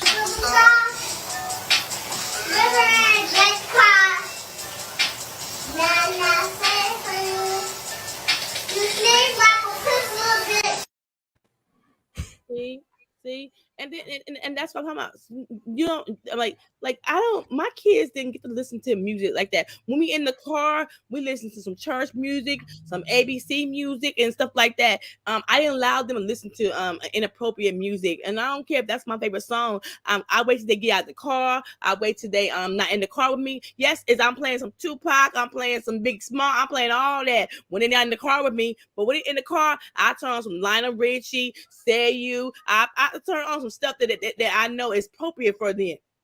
And then I don't want them to think that calling a woman out her name and being disrespectful is okay. So I don't listen to songs like that. Because I do think that it's some of the music that the kids are listening to these days. I don't think kids should be knowing Megan Thee Stallion. What was that song with Megan Thee Stallion, Nicki Minaj? What was that song? Remember with Megan and Cardi, WAP? Yes, Megan and Carly. What was that song? WAP. Yes, these little kids are singing the verses of the song. Now, you don't need to know that. You're not even 10 years old yet and know the verse of the song. We were talking about that on another show, and Chef was speaking about levels of control and feeling like he didn't have a specific amount of control and he wanted it back. Parental control. Yeah. Right. So what are you doing, or what do you feel that you can do to stop that or slow that flow of information? You can't stop it. You know what? So you know what I used what to are you ask doing to try to slow when they it? used to sing them songs. I asked the kids, "Do you know what that means? Do you know what that means? That's inappropriate." And I used to ask my son and my daughter because they would listen to stuff on it. I said, "Do you know what they saying? Do you listen? Do you actually listen to the words? Because if you listen to the words, that's inappropriate." I said when you listen to my music in the car, like I listen to church music, I listen to country, I listen to all very music, but my music don't say that. And I said because I listen to the words, it's inappropriate. And I tell my kids, you ain't listening to that. In my house, you will not listen to it. And my mom and daddy had a rule. They only play church music and country music in the house. But when they go to bed or when they go on their little vacation, we would listen to BET, Soul Train, and all that kind of stuff. We were sneaking and listening to it because they said no, not in my house. So the more they tell you no, the more you want to sneak and do it, right? Yes. And I was listening to Soul Train, BET, all that, okay? But at the same time, by isolating it and saying, hey, don't do this, you made it more desirable. But at the same time, is I listen to the words. When my son comes over here and he be listening to, I said, okay, let me listen to what the words is. And I tell him all the time, y'all don't pay attention. You just listen to the noise. Pay attention to the words. Now, they be paying attention. They know all them goddamn words. And some of these kids can't even spell the words. They don't know the real life impact of those words, but they know what they're saying. They can rap to you verbatim as if they were reading off the lyric sheet. But they don't understand what it means to slide on it. You know what I'm saying? It just sound cool. You know what I'm saying? They don't understand the value of life. But yeah. I remember we it was a fair in Stockton, California, and Vogue was there, and we I'm not in Vogue, Destiny Child, and we begged our dad to let us go. He said, "Okay, I'm gonna let you go." My dad was very strict. Okay, he was very strict, but we all went as a family to the fair and to the state fair. And Destiny Child was saying, and my dad said, "Oh, y'all never listen to them again. Them bunch of hookers." That's what he told us. And now we was like, Daddy, that's not true. He was like, look how they dress. Look at their hair. And it was like, didn't what I say? Don't bring that mess to me no more. But that's what he would say. What's a hooker? What I'm saying is, in our generation, you had the option of what you expose your child to, and you even had the option to say, I'm going to send them to a school where it's less likely to be around other children who would then expose them outside of that. But with a parent's, first of all, parent can't even afford to not send their kids Yeah. to public school. Yeah. They can't afford the Mm-hmm. homeschool. Mm-hmm. So the fact of the matter is your kid is gonna be exposed every single day to multiple children whose parents are not tuned in, who are just babysitting, who are letting their kids just ride out and do what they want on the tablet, and you know what I mean, stay up all night saying and doing But whatever. yeah, I still think you should be a parent at the same time as do my kids got tablets. They get a tablet an hour. They're not sitting on the tablet all day. We gonna sit down and watch a movie together. We're gonna sit down and I'm gonna interact with you. Yes, I turn my phone on do not disturb now because I'm more in tune with what my kids are doing. I'm more in tune. On Sunday, I turn the TV on to church music. I'm more in tune to know that they need to know about the Lord. I'm more in tune. My kids know every music they listen to is not good and listen to the words. Because I think some of the frequency of listening to that music can get some think it's okay to disrespect a woman. And I ask my friends, I ask my guy friends, if you think it's okay in a record to call a bitch a hoe, what and you have daughters, what a man call your daughter that? Are you doing the same thing? Don't be calling them bitches no hoes. I'm just asking the question. If you think it's okay to listen to that kind of music, but you got daughters, I always ask this thing, or what if a man do that to your daughter? Then you ready to get mad, but you're listening to it. Are you contributing to the problem? You on mute, Chef. Great question. Are you contributing to the problem? You ain't contributing to the problem? Because if you listen to that stuff, you're contributing to the problem, I believe. Because I told my ex-husband this. I said, if you listen to that music but you don't want nobody to sit down to your daughter, you don't want nobody to call your daughter out your name. I'm just saying. Though I don't know that couples and older couples and parents are their target audience. So those people are not going to go away just because you and your family decide to boycott their music because you weren't buying their music to start with. But yes, at the same time, I finally asked men, if y'all are making music and you have children, women, girls, okay, not boys, because not boys, but girls. But you're making music calling women out their name, but you say you love your wife, you love your kids, you love your girls. I just beg a difference. How can you can't do both? Who's to say that the women that they're referring to are not the things that they call them by? Who don't have a problem calling themselves those things or identifying as those things? Let's talk about one of them. One of the most known women. She was named earlier. Let's talk about Cardi. Mm-hmm. That's fair. The new Cardi. Mm-hmm. She's reached a point. She's at a crossroads right now. I don't know if you folks understand. Don't mention I'm about to play a clip, but excuse me. She's at a crossroads right now because at some point we're not getting any younger, and we start to recognize mistakes or start looking at things that we thought were great, but then we abhor them. We look at them in a negative way now. So I'm going to play this for you.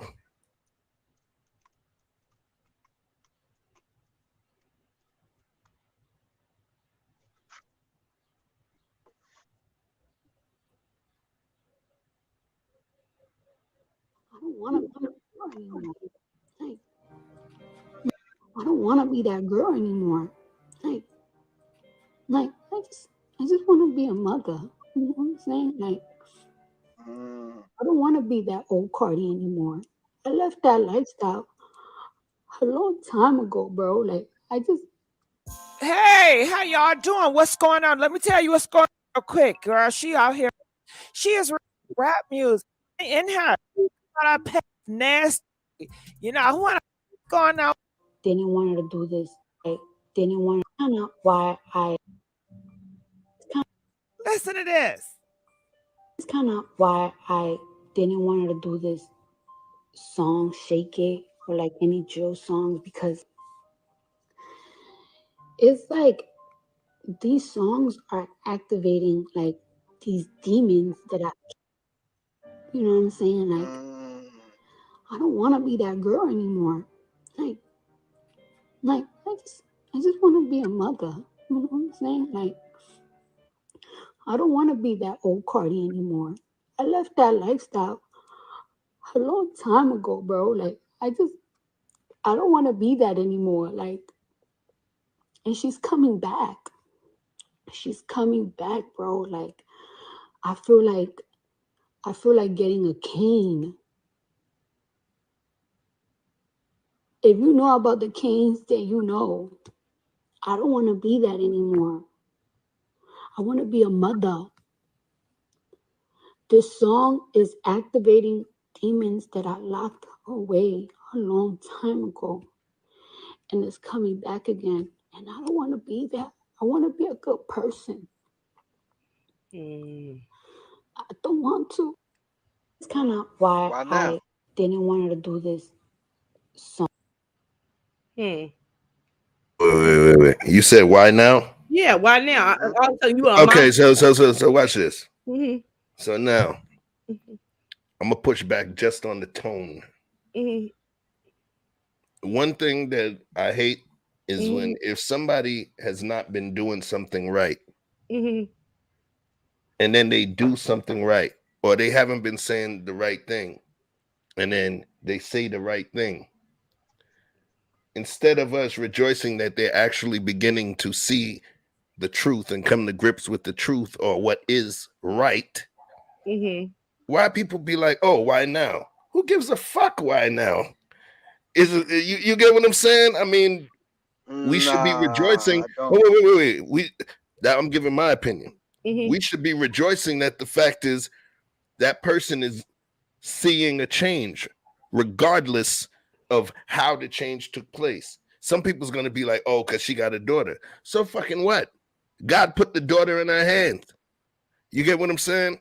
My thing is this: if somebody's talking the right thing, and if you pay close attention to what she says, she's talking about her own personal demons that she tried to lock up and bury. And we all have demons that we try to lock up and bury, our lower primal selves. So what I'm stating is that what's wrong with her coming to this point of realization? Because when people say, why now? It's like, oh, the fuck you want to do that shit now? It almost tells me as though people have already thrown them away. But this how I push back on that, Chef. That's how I push back on it. When she was putting that shit out about WAP, I don't cook, I don't clean, and you got these women out here talking about they don't cook and don't clean. I beg a difference. You knew that stuff was going trendset, and women gonna be saying this stupid shit, but yet and still she was not a mother before. You're gonna wait. You like you probably had over 30, 40, 50 children under your care.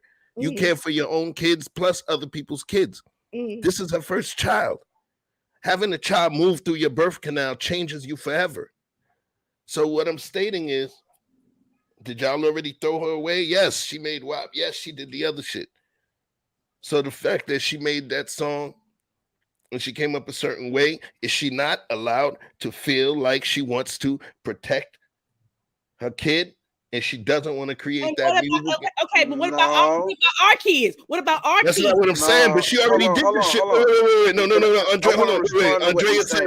Andrea said, how about our kids? What about she did this shit before. So what I'm saying is, okay, what would you prefer? Would you prefer that she just would you prefer she just keep making fucking multi-million selling pussy songs? No, what I'm saying is what she's saying positive or not? Because you didn't even say Andrea, I got you didn't even say you're making my point.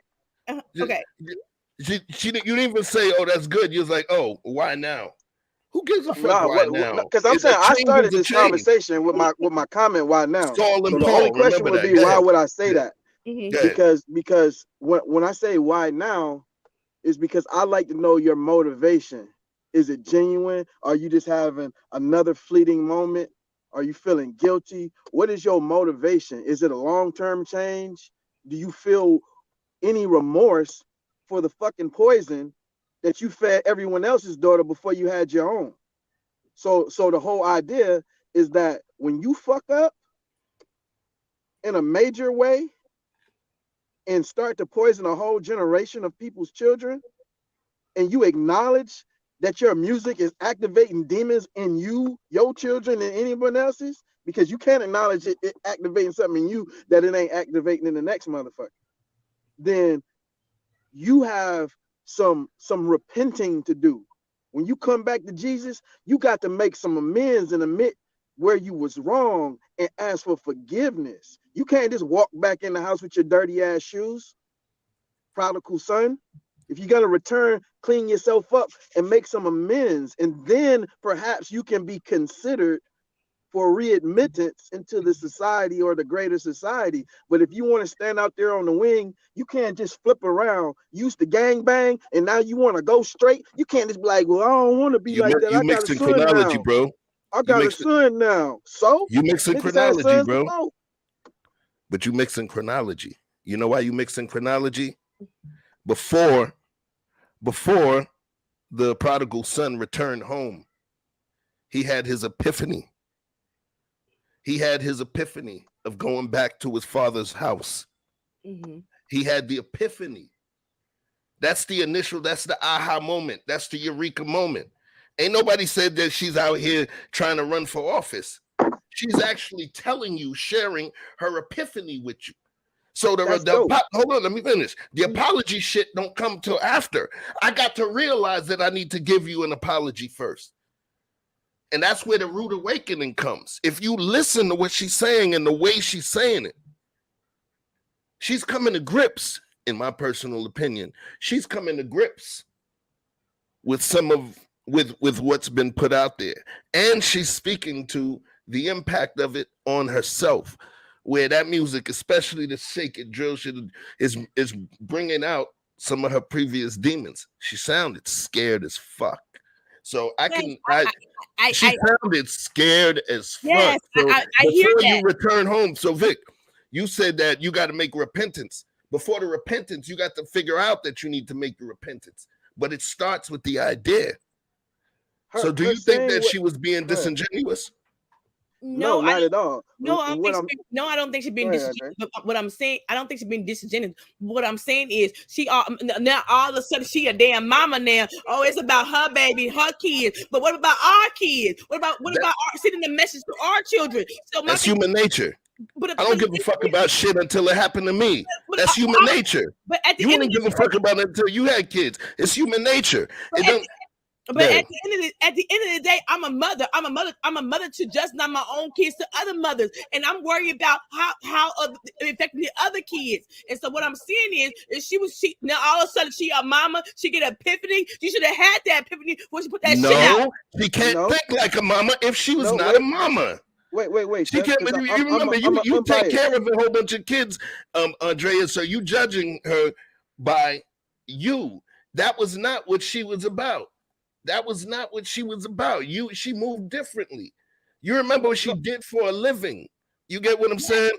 Yes. Right. So that was her means of income. Her sexuality was her initial means of income. You holding certain people. She's a fucking person that holds a microphone and raps, y'all. You understand what I'm saying? She's not a Nobel Peace Prize winner.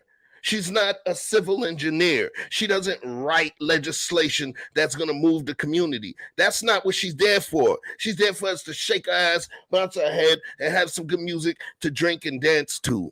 You get what I'm saying? So when I say, are you a part of the problem or are you a part of the solution? She was part of the problem.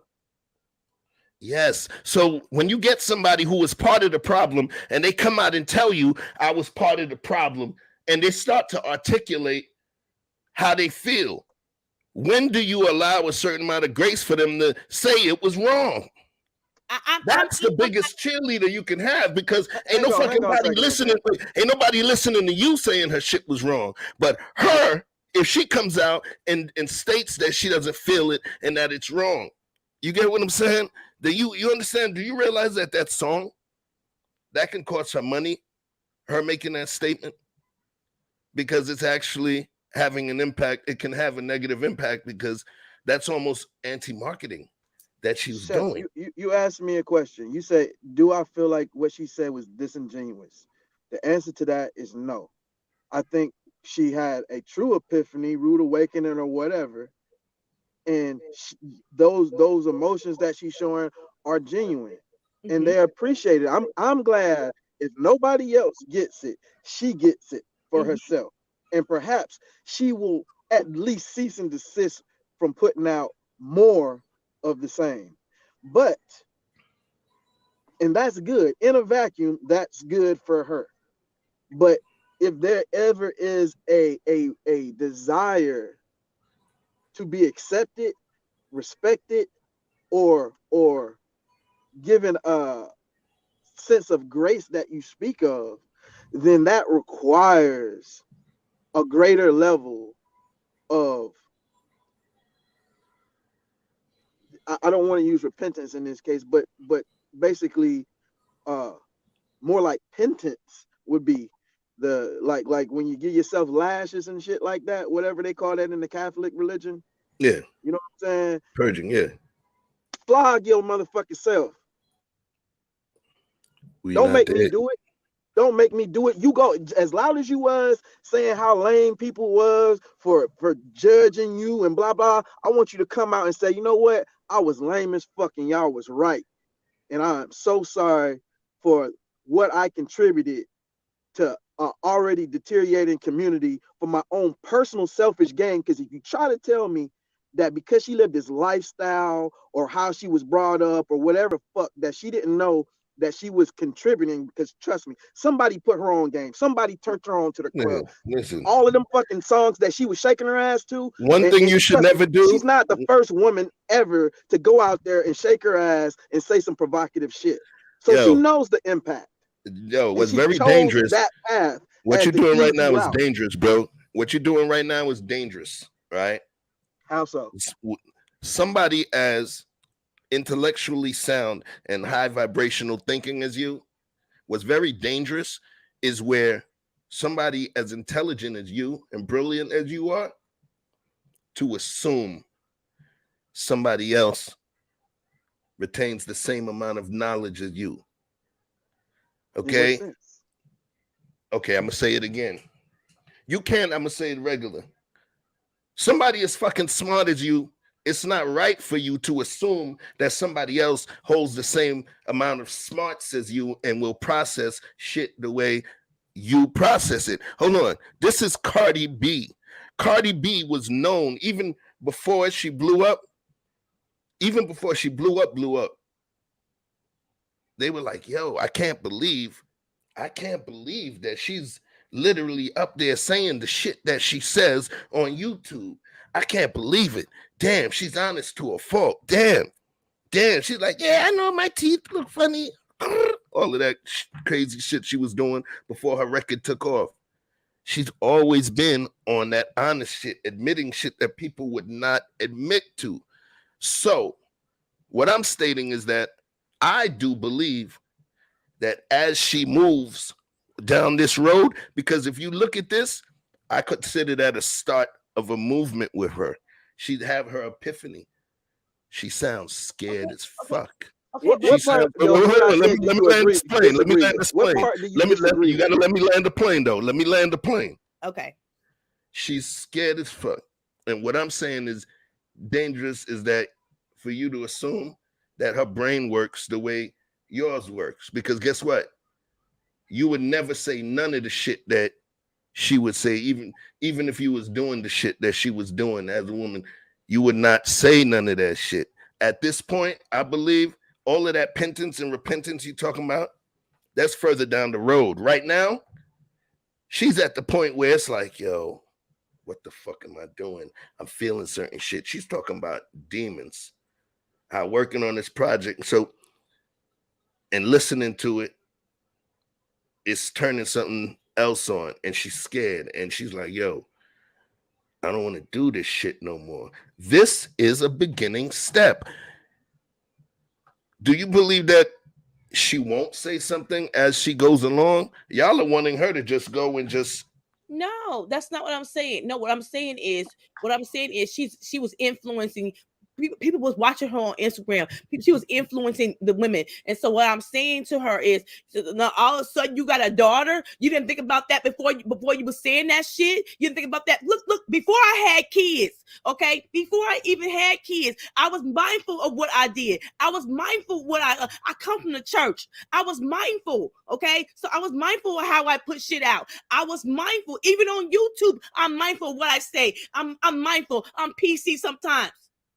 Okay, I am still mindful as a mother, as a grandmother, and as a foster mother. I'm mindful of what comes out my mouth. And then I didn't need no epiphany. You said it because you said as a mother and as a foster mother. Yeah, okay, but right. So you have a set of life experience and you have a set of expertise. Okay, it's like fucking Michael Jordan calling me a piece of shit. Okay, because I can't dunk a ball. Well, he's the greatest dunker ever. What makes you're judging her by using the lens of the thing that makes you special. And that's why I say for you and for him, it's unfair. The fact that she even Chef. Hold on, that's the way I feel. The fact that she even is talking down the most recent song, which is a money generator. Mm-hmm. She put out, it's like Pepsi putting out the shit and be like, yo, man, I don't like this cola shit no more, man. It's fucking up people's teeth, yo. And it's making me do such and such. Do you understand? This is a money venture and she's talking negatively about it. So it's like, my God, what else y'all want her to do? Cut the weird ass pussy off? Pepsi rebranded today and said we giving out nothing but healthy shit. And everything that we put out before was poison. Our bad. But hey, so we got this new campaign and this healthy shit and yada yada the fuck yada. Everybody would be like, wait, go back to that. But she didn't do that. All she's doing is sharing her moment. That's what I'm saying. Y'all talking like this is a campaign. All she's doing is she's sitting down talking. I'm not judging her. I'm glad she had an epiphany. I'm glad that she got a daughter that she want to think about some shit what she's saying. But what I'm saying is, what about the other daughters? What about us? What about them? Y'all wasn't supposed to let them listen to that shit anyway. How about that? I didn't let my daughter listen to that stuff. But what I'm saying though, so it's like, how much responsibility? Now fucking Cardi B is our babysitter? You know what I'm saying? No. So listen, she was not going to be a neurosurgeon, my nigga. She was not going to, she was not going to be a queen of crypto. Sorry, say that again? You got to be a neurosurgeon to know the difference between right and wrong? That's not what I'm talking about, though. I'm saying you giving me all of this credit for mental prowess when you don't got to be no fucking rocket scientist or even graduate or go to school to know the difference from right and wrong. And even if she was in the fucking gang, my nigga. She was in the gang, bro. She was in the gang. She was stripping for money. She took all of this stuff. Now we going right and wrong. Come on, man. I just want half a second. I'll give you 1/3. Little Kim, Trina. Run the fucking table on down. The generation that came before her, stop at Nicki Minaj. Mm-hmm. Shit, that's way close. That's your current competition. You see the effect. It's not like she had this effect or this pull or this big draw before when she was just the girl with the crooked tooth saying dumb shit on YouTube. And nobody knew who the fuck she was, Belcalis. What I'm saying is, once you realize that you have a national audience and little girls are hanging on your every fucking word, she made a conscious decision, in my opinion, for her pocketbook over her morality. And that's what's wrong with America. And the thing that's wrong with America is when brothers like yourself give people a side door to walk out of. I'm not saying in this vacuum. Shout out to her. Shout out to her for coming to a realization. But I'm saying you can't stop there. I quantified that. I said that's good, but you can't stop there. It ain't about stop there. The thing is, it's about being like, Who? When the motherfucker hit rock bottom, they hit rock bottom. When you recognize that they hit rock bottom, and they realize what it is and what they're doing to themselves, you don't sit there and be like, why the fuck they hold on. You don't do that. You don't just be like, oh man, why the fuck they didn't do it before? No, you be like, all right, cool. Let's see the change that happens now. You saying about wait. You talking about I'm giving her a pass. All I'm saying is the only thing that I did was play that shit. I just played this shit because this just came out. This is recent. I got a question. Literally sitting there. Hold on. She's literally sitting there. We got talking questions. About doubting her shit. Oh, I got you. She's doubting her shit. Mm-hmm. You get what I'm saying? Yeah. That's where it starts. If she doesn't doubt her shit, she's gonna be still putting out pussy music. So at least now, hold on. So at least now she's like, yo, she's realizing that she was wrong.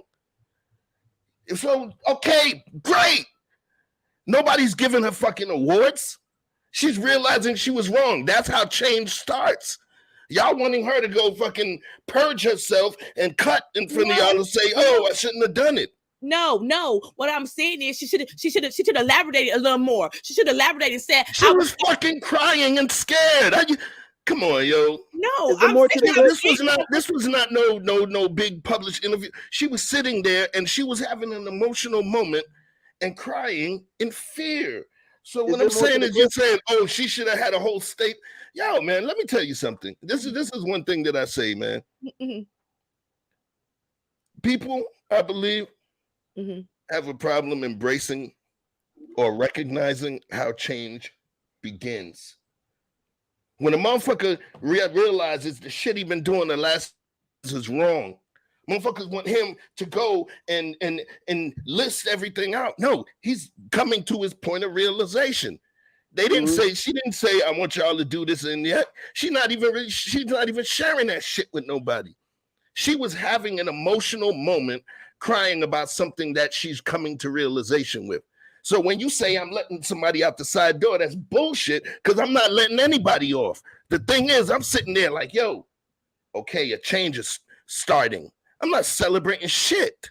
But the thing is, there's certain people, no matter what you do to change, there's always going to be the same people that's going to be like, oh, see, that's Chef. Yeah, I remember when he used to get drunk and piss in the sink back in 1982 with some bullshit. No, what I'm saying, okay, but what about Latifah? You from New York? What about Latifah? I know Latifah. Yes. Okay, well she didn't do shit like this. She was gabulating the women. But this difference. So what's the point though? But point is the difference. Latifah still made money and did what she did. So you can't tell me she could rap and still make money. That's not Here's what I'm trying to say. I'm just asking no. Watch this. So hold on. So watch this. Watch this. If Cardi B went tomorrow and donated 95% of her fucking income that she made, okay, 95% of that shit, and donated it to black little girl shit, you would still be talking this shit. No, come on, man. So no. What I'm saying is, you would. Come on, yo. Nah, give up that blood money and go put it where it belongs. To me, I'm being honest. This is my truthful opinion. All of a sudden, she your mom now. That's how I feel. I'm keeping it 100 with you. Yes, there's a lot. You never heard of women changing when they become mothers. You didn't change when you became a mom. No, I was still not behaving like that because I learned that it's not okay. That shit changed a man, and he ain't even had the baby himself. No, it's not wild, Chef. You just on one side of the pendulum. She's on the other. It's not. I'm right here in the know what side of the pendulum I'm on. I got a question. Well, let me ask you a question about your side of where you stand. Yes. I got one question for you. Now, we're going to leave names out of this, right? But let's just say certain people on YouTube just decided, I don't know, they wanted to repent and say, you know what? I've been acting like a real asshole. Mm-hmm. I'm gonna answer that shit. I'm gonna answer that shit. Wait for the question. I know what you're saying. If I heard it, Go ahead. Land that plane so I can fly that shit back. Go ahead. I'm putting some scenery on it, but everybody else. I know where you're going. We can use it the exact same way. We can use it the exact same way. If that person, if I heard a tape of that person, if I heard a tape that I was not supposed to hear, where that person was crying and was like, "Yo, I can't believe what I did. Yo, that shit was fucked up." You know what I'm saying? Chef, this, that, and the other. Yo, you know what I would be saying? What would you say? Good. This is where his change begins, because once his change begins, he's going to start looking at shit through that lens. I'm not taking the motherfucker out to get a steak. I can be happy that I recognize the spark of change within somebody, but ain't no fucking body gonna change until they recognize the shit. So now we sit and watching somebody who recognizes what's going on and recognizes the demons awakening in them from that music and recognizes the danger. Maybe it was this song. Because she doesn't just talk about being a mom. With this particular song, she's talking about the music awakening inner demons within herself. So I'm not giving her no kind of fucking grace. All I'm saying is, okay, she's seeing something. So what do we do now? Just whip the motherfucker? She's going through a change.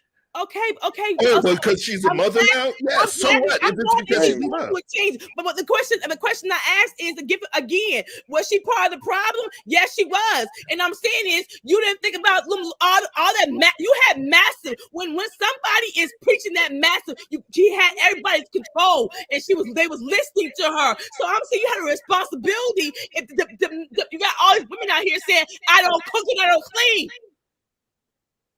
I got a question for you. Mm-hmm. Malcolm Little, aka Malik El-Haj Shabazz. Do you know what he did? He was a pimp. He was a hustler. He was a burglar. He was a dope dealer. He was a numbers runner. Things that they stated destroyed our community. All facts. He was in more than one city. He was called Detroit Red at one point. He was in multiple cities. He got to that money. Right? Mm-hmm. But guess what? He got to that money. And he did horrible things. But, hey, he changed. He joined the nation. And then he became even more powerful and added a lot of positive to the community. But imagine if people was like, oh, look at all that pimping, look at all that hustling, look at all that stuff. You know, would he have been as effective? The thing is, for her, if anybody, watch this. So now I'm going to flip the dynamic. Call it rabbit hole or what you want. I'll tell you this, though. If anybody can create a change in this shit right here, in terms of the music that's going out to our daughters, the person who created Wet Ass Pussy, that would be a great starting point, don't you think? The hottest chick in the game talking that raunchy shit? Come on. Let's do my Lapeef thing. Come on. You know what I'm saying? Think about it. If anybody could be the one that's making the change, you think Little Kim? Pizza Kim and the Brown family, Brooklyn's finest. Do you think Lil Kim is going to be able to come and say, we can't do that kind of music anymore, y'all? You think Nicki Minaj can do that? No, people are going to be like, oh, Nicki not even hot right now, so she's just doing that because she's getting killed in that. The person who's putting it through, it makes sense for her to feel like that. But my thing is, what if she feels like I'm doing wrong? You talking like, oh, she should have felt that shit 6 months ago. Well, she didn't. And here we are. But she feels it now. What's wrong with that? And I'm not saying anything wrong with it, but the question I would ask her is: all of a sudden, you a mom now. When little girls were watching your shit, you a mom now. You know you was affecting that shit. But now all of a sudden, I'm just being honest. I'm telling the truth. All of a sudden, you a mom now. You don't push some kids out. Now you want to change. You should have been a change before you became a mom. You never heard you ever heard of Saul and Paul in the Bible? Agreed. So talk to them about Saul and Paul, Vic. Saul was a despicable individual who killed many Christians and beheaded, and he was a grimy, dirty mouth. But he turned out to be the Apostle Paul once he cleaned himself up. He changed his name from Saul to Paul. One of the most effective and respected apostles. So when I don't disagree with what you're saying, but you actually encapsulating my point. One of the things that they say is that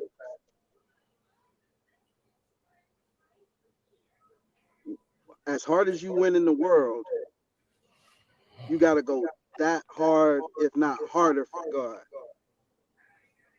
Can somebody mute? And if you're gonna change course, then you got to put out an equal and opposite amount of energy. Now, what you're saying is, let's just appreciate this moment. And I agree with that. I agree that, hey, you know what I mean? If it's authentic and it's not just a fleeting moment of emotion that she can be talked in or out of, and she truly has changed her view and perception of her own impact in music.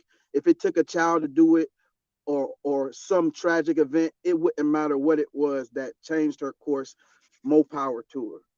You know what I mean? And I'm glad she found whatever she needed to happen to find that epiphany that you speak of. So just in a vacuum, I appreciate that for her if it is sincere. Period. Continuing, but in order for her to garner any respect from the injured parties, because that's what we're talking about. There's people who I don't think the people who the Apostle Paul whose family that he killed their husband or their father or their whatever, they still got that same vitriol and they could give a damn about the fact that he changed his life. And I'm 100% sure they still had a price on his head. So I couldn't care. Guess what? Tukey Williams got the Nobel Peace Prize from prison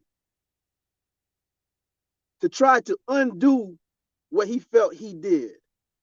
And they still fried his ass. So don't tell me that I'm somehow, you know what I'm saying, going too hard. Nah, you got to go harder. That's good that you had that epiphany, but you got to go hard, just as hard, if not harder, in the other direction. Keep going. Unmute. I hear you on that. Andrea, this is the thing that I was saying. Mm-hmm. Brittany B, she said it less long-winded than me. Mm-hmm. We can't judge what God uses to change us.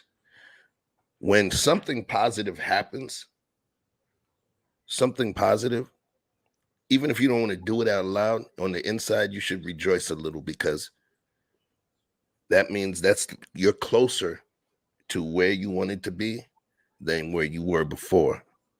Mm-hmm. The person who's putting out that music that you consider a poison is actually tasting it, and they're telling you, yo, this shit feels like poison.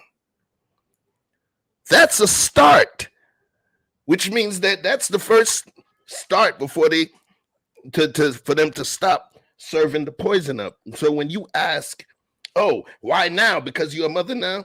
Maybe it's because of mother. Maybe it's because of the hormones from some medicine she got, postnatal vitamins. I don't know.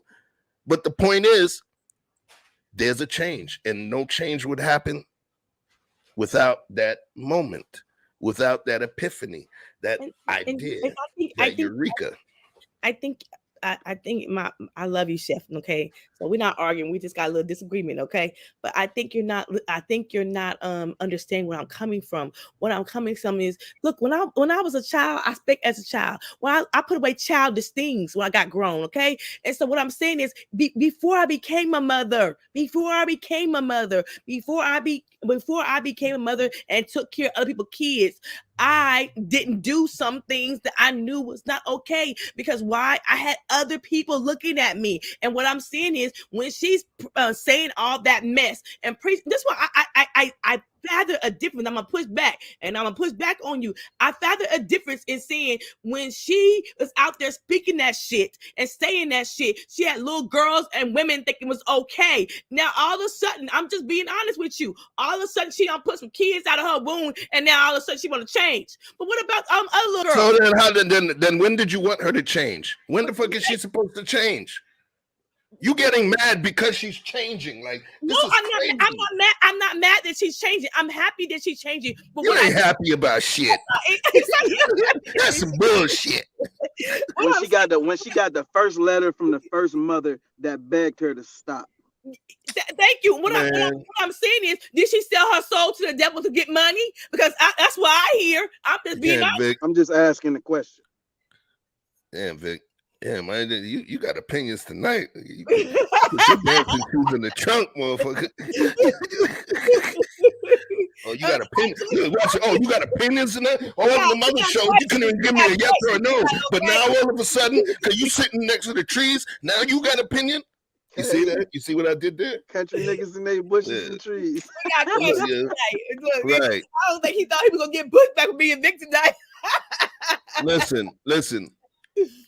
I don't want to beat a dead horse and belabor this point, because all I'm gonna do though is actually send y'all images to Cardi's security, just to make sure they watch y'all motherfuckers don't be coming over the West Wall,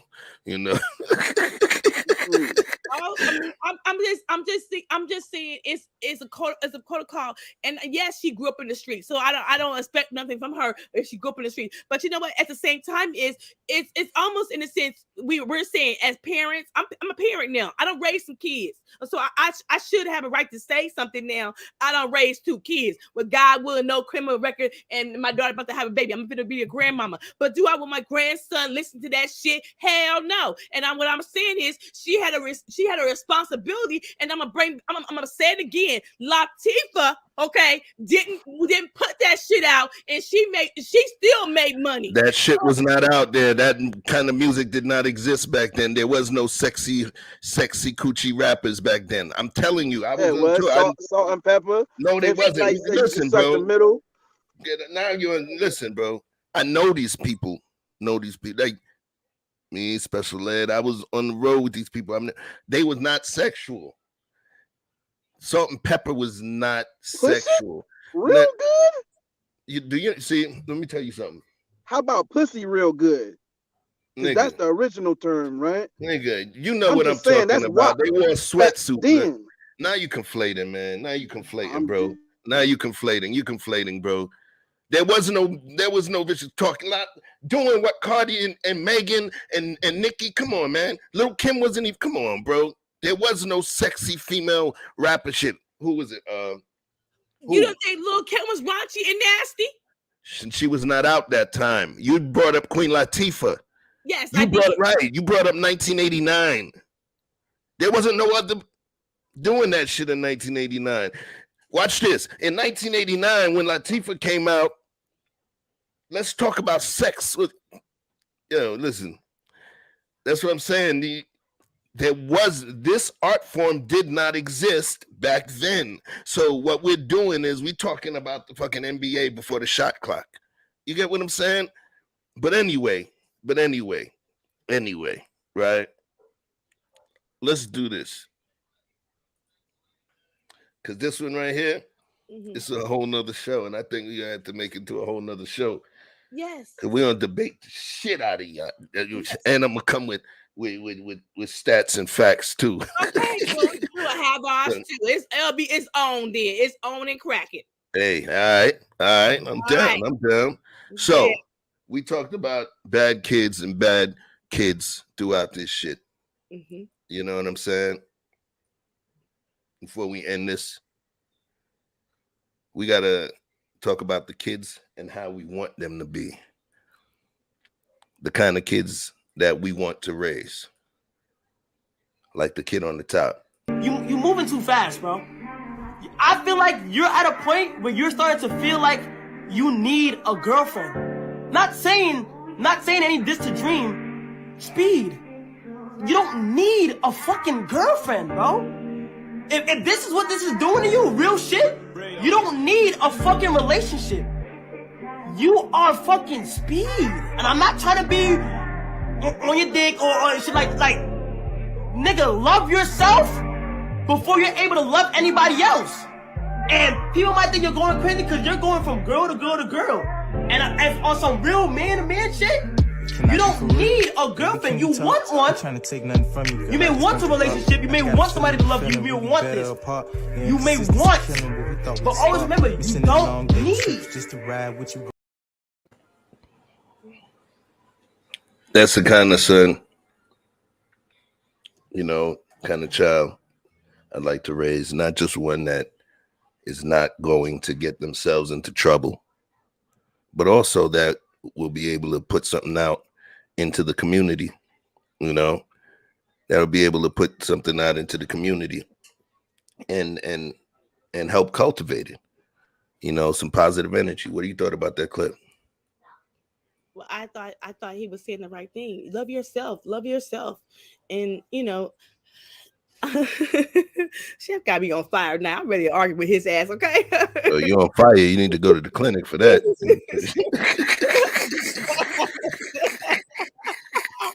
Okay.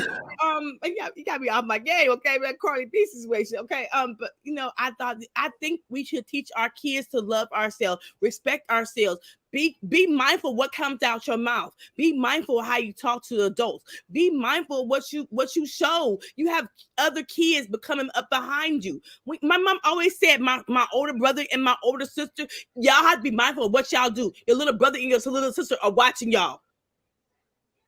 And I think, and I'm just saying, I always was mindful of maybe I grew up in the church. Maybe I was little thinking how the Lord's going to want me to be. I had to be mindful of what I'm doing and I'm putting out in the world and what I'm putting out of my mouth. And yes, if the Lord's going to forgive us, yes, judge not be your judge. I'm not judging her. I'm just asking some questions to her. And if she was sitting right here today, I would ask her the same question. I wouldn't change my tone or what I think about her. So, I ain't gonna say it. I'm ready to fight you. If you ready to fight, what if she answered your question when you say, "Oh, why didn't you do it before?" And if she said, "Because I didn't know, I didn't understand." Oh, it took you to have a baby to understand. I'm like, maybe. So then what? And I would ask the question. You didn't think you didn't think the masses that you was talking to heard what you said and you had an influence on them? No. I didn't know. Hold on a minute. I have heard somebody say much respect is much given. So if you got much respect and much given, you getting a lot of shit as Cardi B. You getting money as Cardi B, and you mean to tell me you are preaching to the masses and they're listening to you and they following you? I guarantee you, half of the kids are following Cardi B. God damn, man! If I just wanted to shake my ass on the stage and just sing some fucking words, I didn't realize that I was going to become a goddamn pastor to motherfuckers that like to shake their ass to my music. But you got a responsibility as an artist yourself, don't you? She sings about pussy. Like how much morality are you putting on a motherfucker who make a song about pussy and the shit touch that shit that hang in the back of her throat? Don't fucking switch it up. Ain't nobody switching it up. I'm talking. Listen, you trying to back the corner. You can't back me in the corner because I know what I'm saying. What I'm saying is, look, this is like Yo, there's so a guy who's chopping fucking wood and making fucking chairs, because his chairs become high selling chairs now, he got to deal with the fucking morality of it. You know how many asses sit in his chairs? I think Respected? Come on, yo. I think we're talking to Chef. They don't owe us shit. I think we're talking to I think we're talking to Chef, the record producer. But what I want to talk to Chef as the father. The father, I want to talk to Chef as the father. This is your daughter. And she like Carly B.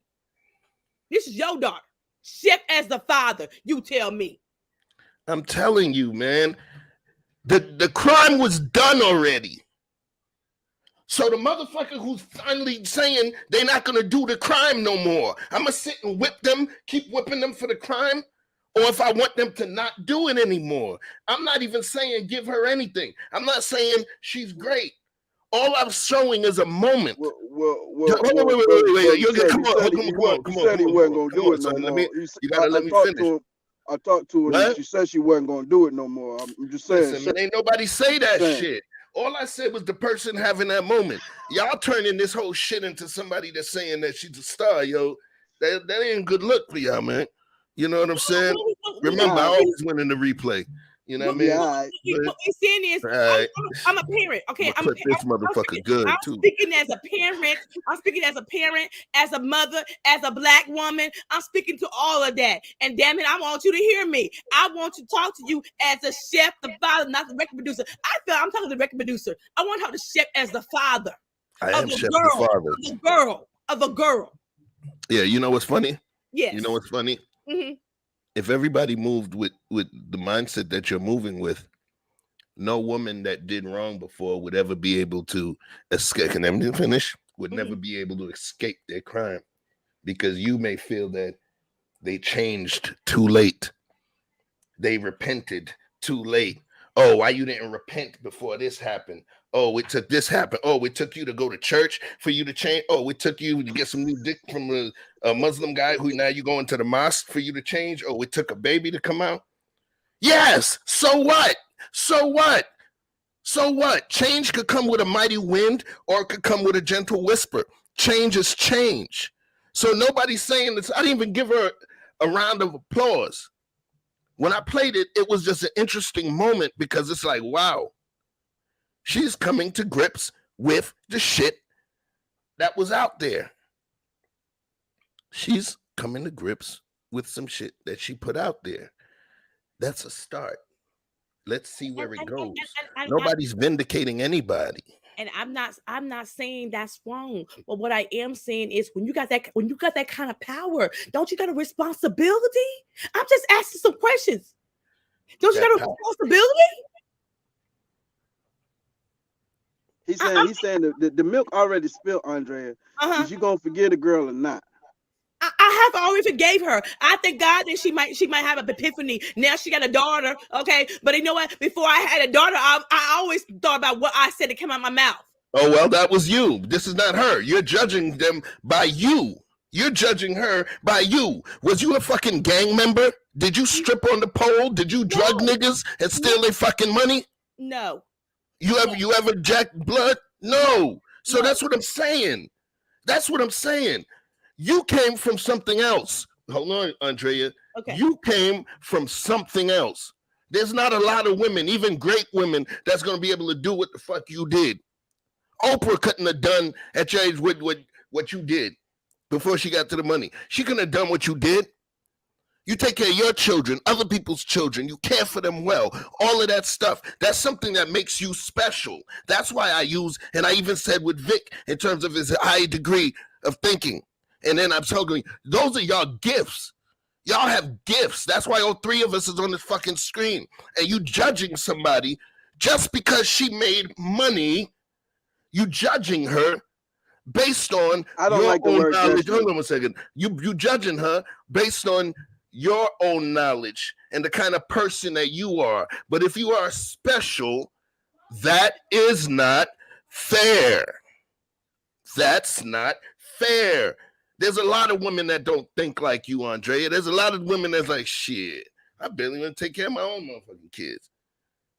Come on, man. That's all I'm saying in terms of, I'm not asking you to change your mind. But then you keep coming back to the thought process. You feel what I'm saying? The thought process. She don't think like you. You would never say none of the shit she's ever said online. Ever. So y'all two different lanes.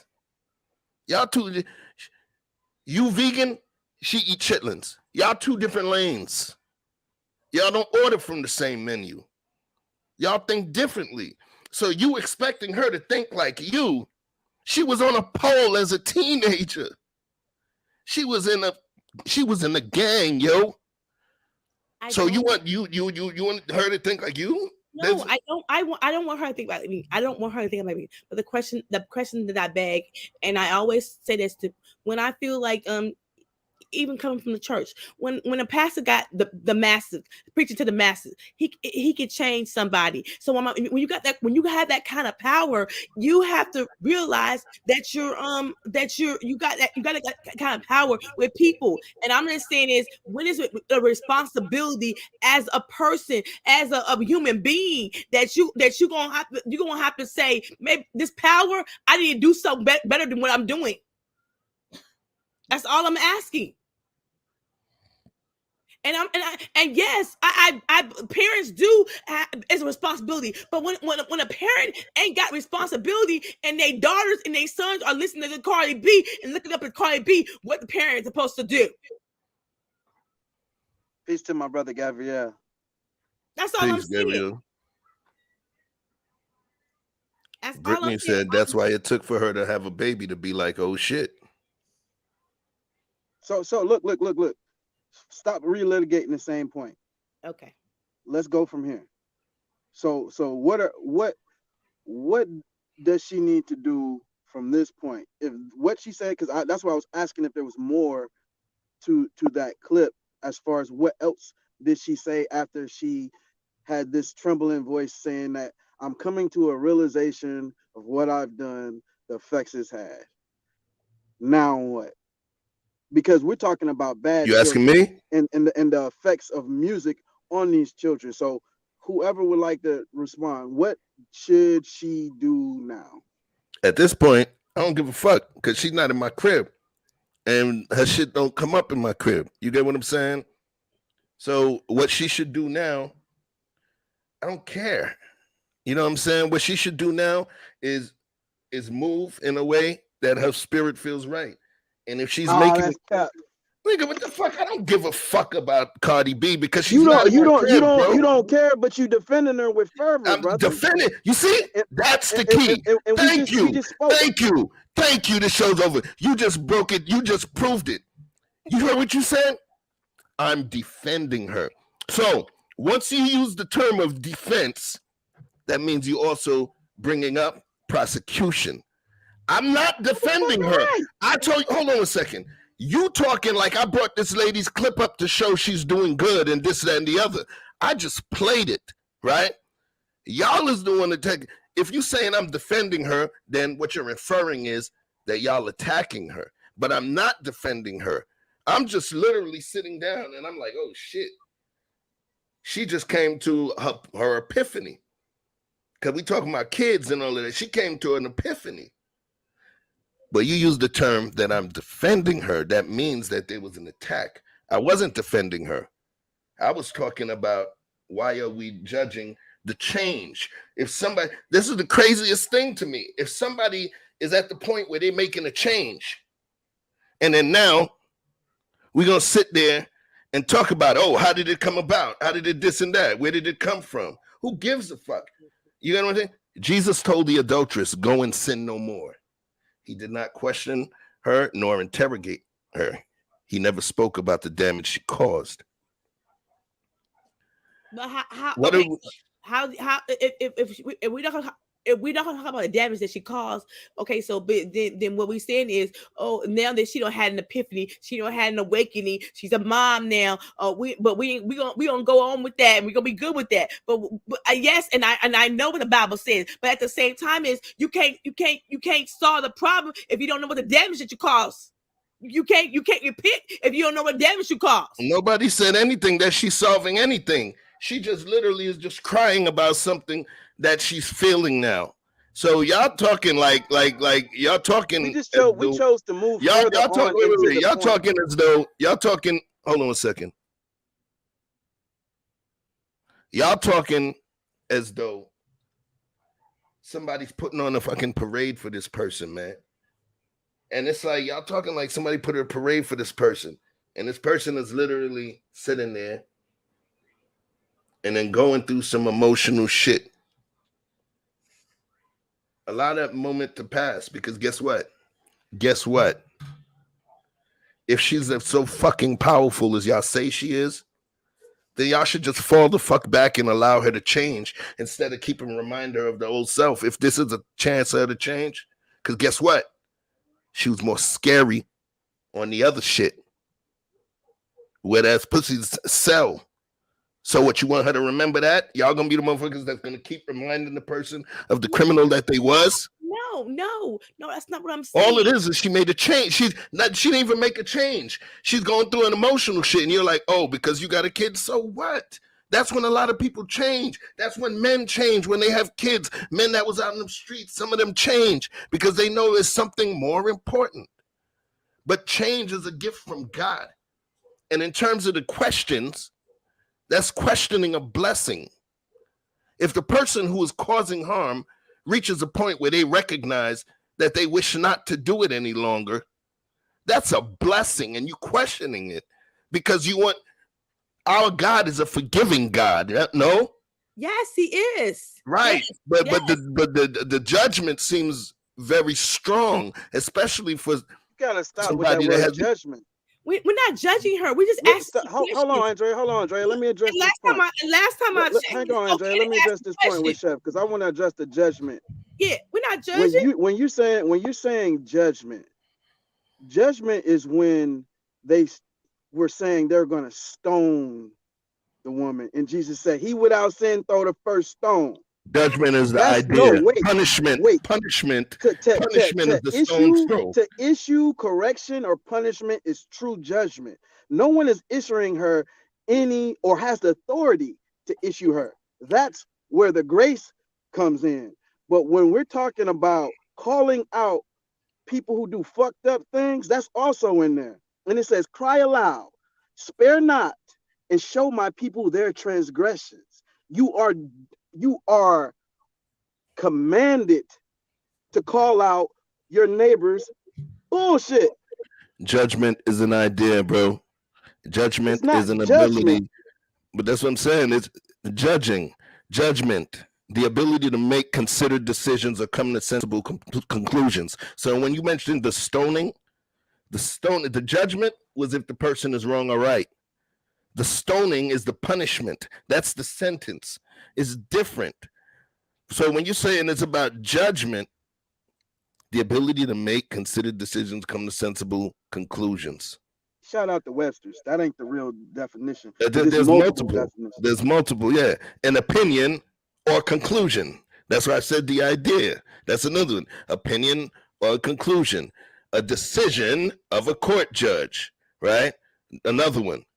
A misfortune or calamity viewed as divine punishment. All right. Okay. Divine, viewed as divine punishment, which means God don't like ugly.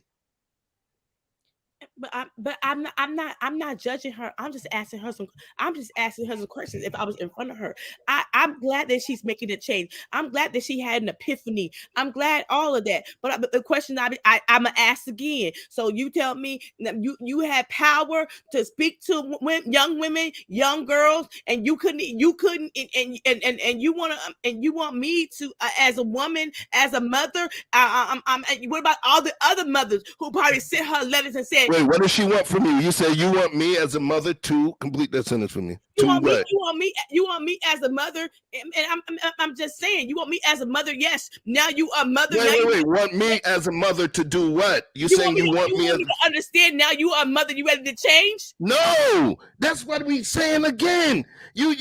She did not put this shit out, man. That's what I'm telling you. This was a recording of a conversation, and what I'm saying is she didn't ask you for nothing. She didn't ask for this is not even a campaign, yo. You saying that That's what I'm saying. Put it in this context. The person is sitting down and they're realizing something in real time. And they're sharing some shit in real time. She didn't ask you for shit. You don't even buy her music. No, you get what I'm saying? Right. So then, right. So, okay. So all I'm saying to you, man, is you're gonna somebody reaching a certain point. Yeah. When some of us reach a certain point, we have to understand the ability for people to change.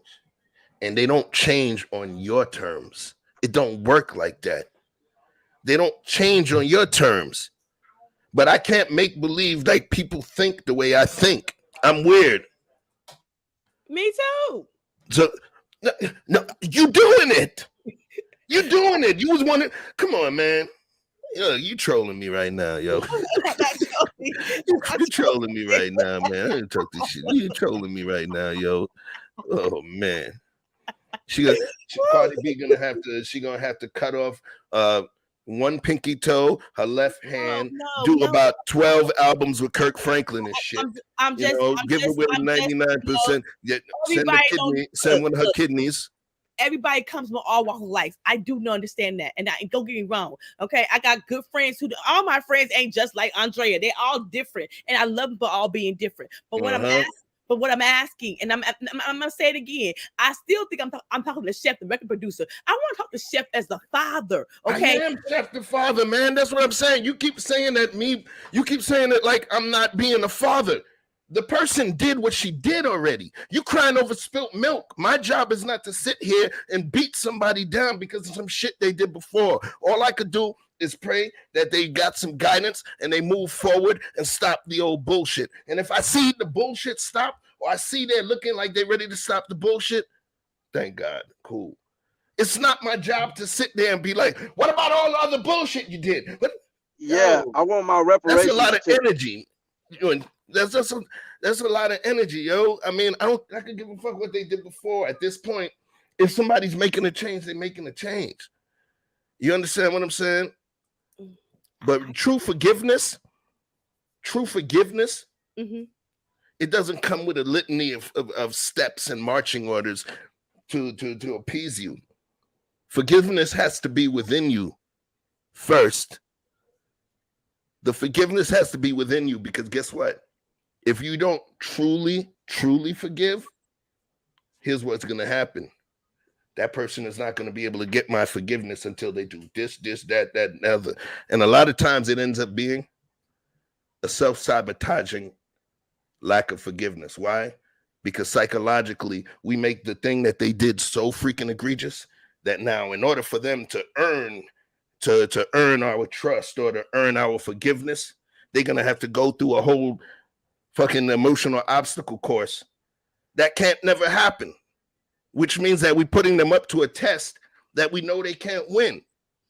So that's why I say that the forgiveness got to start within you first.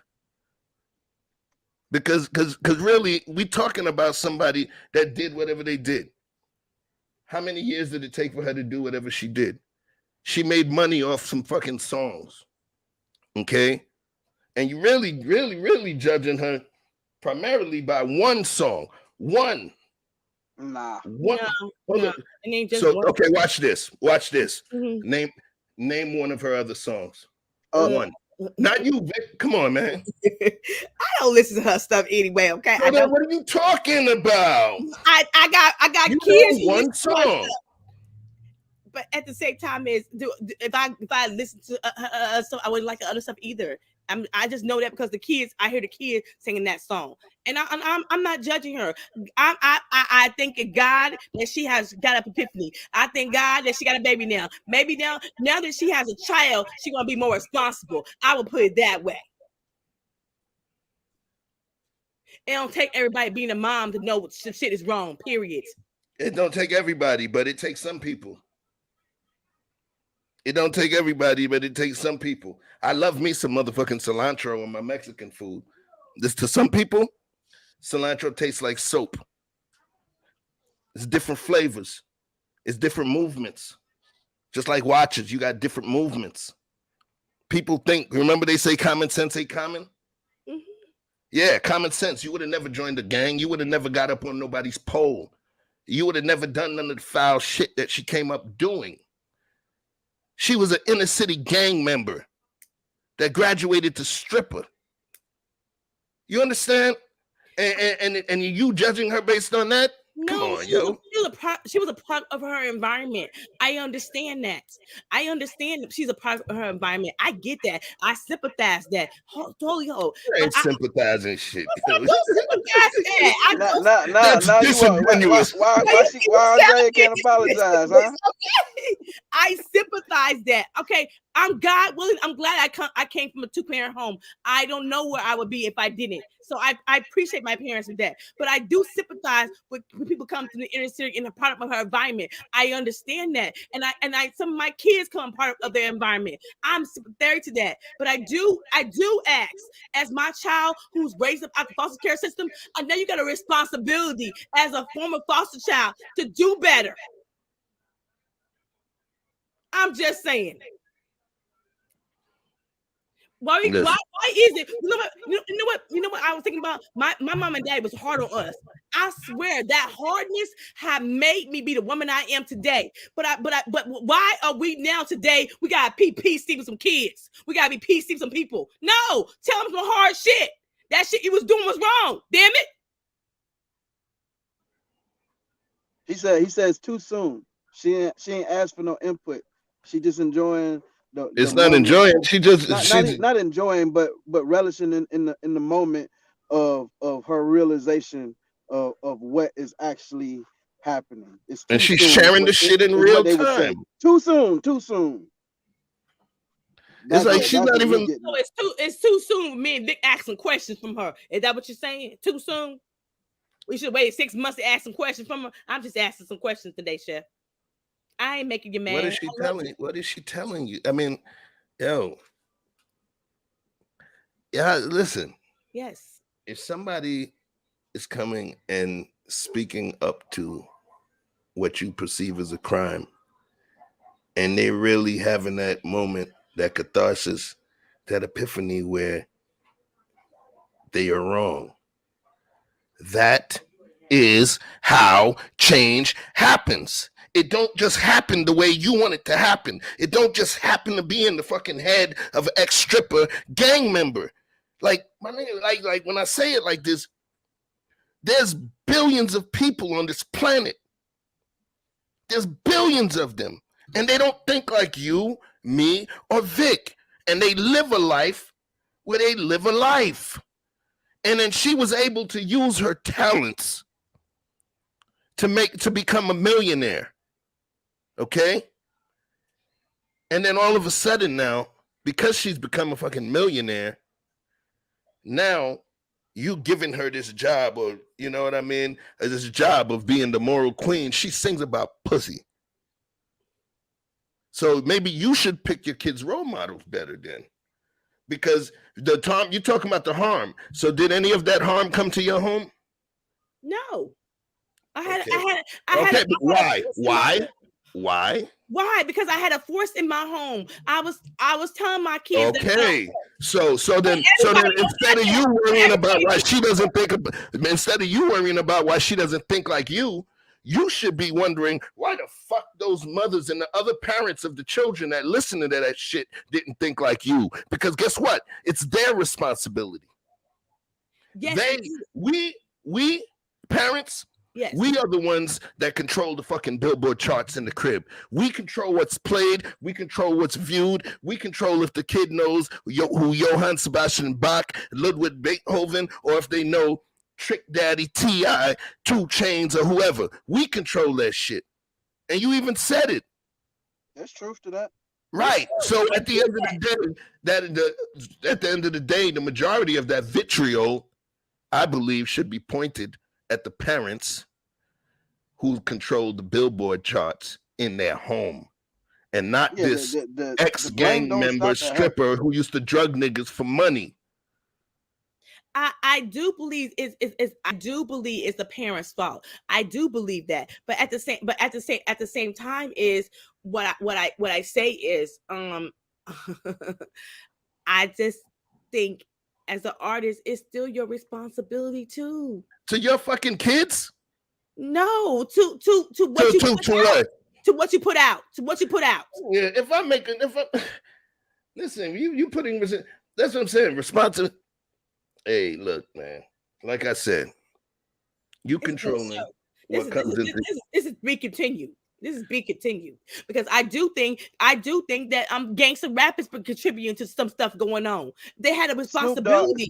Snoop Dogg have a baby girl or fine, and he want to be Snoop Lion. He don't want to smoke no more. It's bad to smoke. Everybody, shout out to Snoop for him having that opinion and that epiphany. But you raised a whole generation of people who did not have that epiphany.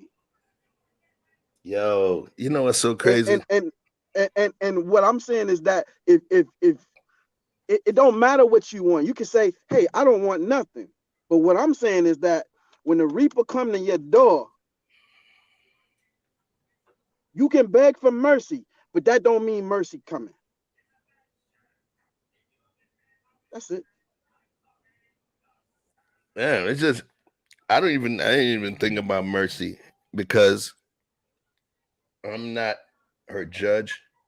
I'm not her sentencer. I'm not her punisher.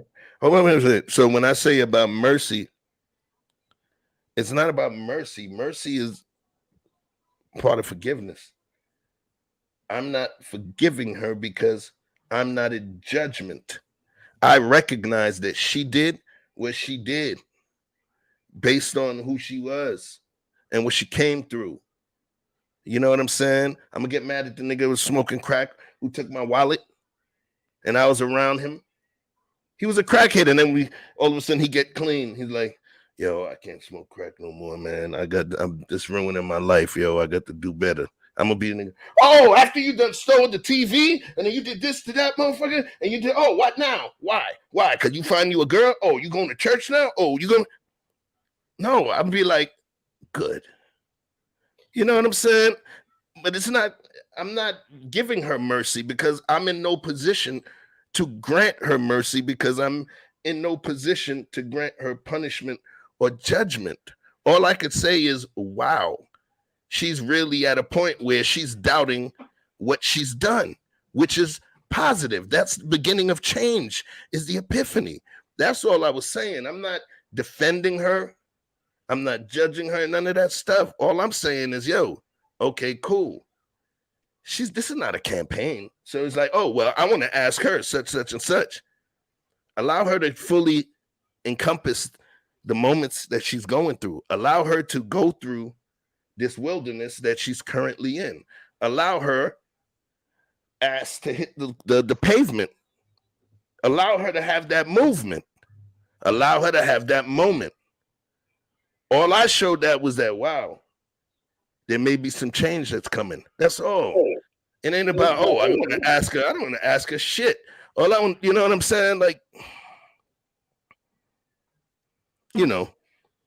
Look, I love y'all. I don't want to argue with y'all, but I think, you know. Oh, no, this should make some good TV. I want to figure out like 8 more things to argue with your ass about just because. I'm just saying, as we as parents, we take responsibility. So to me, the responsibility is share code because yes, as I'm a parent and I have control in my house, but I'm not a young mom either. I didn't have kids young, okay. But some of these young moms, some of these grandmamas only at 34 years old. They got young kids listening to her. Young girls coming up want to be on a stripper pole, thinking that shit is cute, and it's not. And so I said, much is responsibility given. Much should be take responsibility. She had power. Really? She had power. And she used it in a derogatory way. Period. And I'm not judging. I'm glad that she had a epitome. I'm glad maybe now she had a child. She want to do right because now she's a mother of a daughter and she don't want to see. And I always tell men this. Now all of a sudden you got a daughter. You don't want nobody talking shit to your daughter or playing the same games you did to women. But now you got an epiphany because she precious now. That's her precious daughter. So the change don't matter. The change don't matter to you. It's why the change happened matters to you. It's not the change. It's why the change happened. You're not satisfied with change. You want change on your terms. No, I don't. But what I'm saying is, I said this. Now you have a daughter. You don't want anybody talking to your daughter how you talk to other people. And now you have an epiphany. You should have thought about that shit before you. Well, they didn't. God didn't want you to learn it. Then God wanted you to see it, and the only way you was gonna see it until the shit happened to you. You know how many things that people don't give a fuck about until something's happened to somebody they know. You know how many people be talking about how many people was talking about no drunk driving until they lost somebody that got killed by a drunk driver, or know somebody that lost their life behind that shit. But everybody's learning comes at a different place. The universities by you is not the universities by me. It's different professors, it's different places. There is no solid singular curriculum. So all I'm saying to you is, so what if it took the man to have a daughter to understand? That's how humans learn. That's how we learn. We don't always learn from the others. The majority of us ain't wise. The majority of us is average. They say it takes a smart person to learn from their mistakes. It takes a truly wise person to learn from the mistakes of others. There's more smart people than there is wise people. So everybody's not learning from somebody else's mistake. Somebody got to get kicked in the ass themselves in order for them to feel it and recognize it. And maybe she's getting kicked in the ass right now. Maybe emotionally she's feeling it. But I don't think that we should just deny it and say, oh, ask a bunch of questions. Yo, let her have a moment. If there's any moment you want to have, it's that moment, except seeing her shaking her ass on another Grammy stage. So if this is the kind of moment that's happened, if she's doing all of the harm you're stating, then this is the moment that you want. But you're going to keep calling the other moment out. So then what happens is, if there's 8 million of you that think like you do, at one point she's going to say, man, fuck these motherfuckers, man. Let me go put out pussy music again, because I can't fucking catch a win anyway. You get what I'm saying? When is forgiveness? And when do we find ourselves at a point that we are in so much power that we can grant forgiveness to someone we don't even know, who you even stated had no impact on you? So you want her to apologize to you for what she did to other people's kids? But the reason she had no impact on me because I had two strong parents. Okay, she had no impact on me because I knew her music was trash. She has no impact on me because I was raised different. She had no impact on me because I knew that shit was wrong. But the impact that she had on other kids that didn't know that shit was wrong, there was a part of the environment. Then they listened to that music and thinking that shit is okay. See, I got a strong mind and a strong will because I had two parents that showed me some of that shit was gonna fail. And all I'm saying is you got to be careful about what you putting out there for people who are your own people. And now I'm gonna say this again. I maybe you're gonna be mad with me, but now she got a child. Now she got a daughter. Okay, I just want to have a conversation with her. Now all of a sudden she got a daughter and she the precious one to her. She don't want nobody talking that shit to her. I'm just asking some questions. I mean, that's what, like, you're not finna change. Hold on, let me answer Andrea. Andrea, if you just listen to what the chick is just saying, yo, she's telling you, yo, that music that she's putting out, she doesn't feel it. She feels it's awakening demons, and she's feeling like she don't want to do that shit no more. She said she feeling like she just want to be a mom. She don't want to do that shit no more. Fuck the Cardi B shit. So what the fuck are we talking about? Like she says, so why would she say that shit? She's talking down to a project that she just did. Do you understand that when you sign contracts, especially in music or advertising, one thing I can't do, if I got to deal with Pepsi, I did a commercial with Pepsi, and then I come out being like, yo, damn, I feel fucked up. This shit is messing up the teeth in our community and blah, blah, blah. That could kill my deal. She could get sued by the label. You understand what I'm saying? because she has to recoup.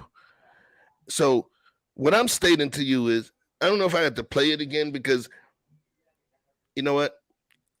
Because there's some people that join. We have to bring this back real quick, yo. Straight up. Hold on. Because it almost seems as though you think like she's looking for this, that, and the other, some kind of vindication.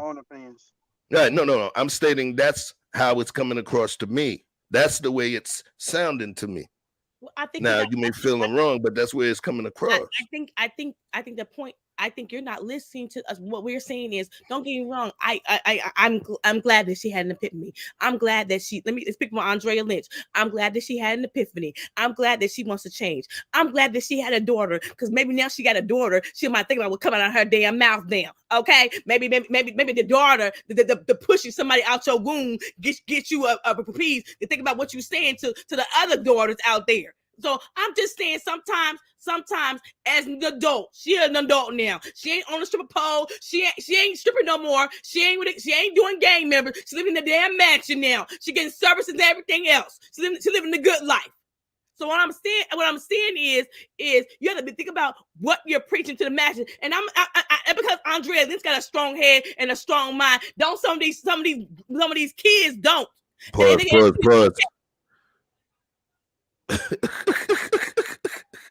I had to say pause. He said, Andre, strong head. You gonna play the clip?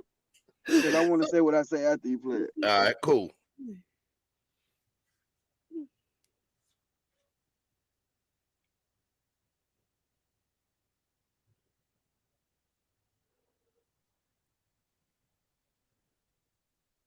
Kind of why I didn't want her to do this song, Shake It, or like any drill songs, because it's like these songs are activating like these demons that you know what I'm saying? Like, I don't want to be that girl anymore. Like I just want to be a mother. You know what I'm saying? Like, I don't want to be that old Cardi anymore. I left that lifestyle a long time ago, bro. Like, I don't want to be that anymore. Like, and she's coming back. She's coming back, bro. Like, I feel like getting a cane. If you know about the canes, then you know. I don't want to be that anymore. I want to be a mother. This song is activating demons that I locked away a long time ago. And it's coming back again. And I don't want to be that. I want to be a good person.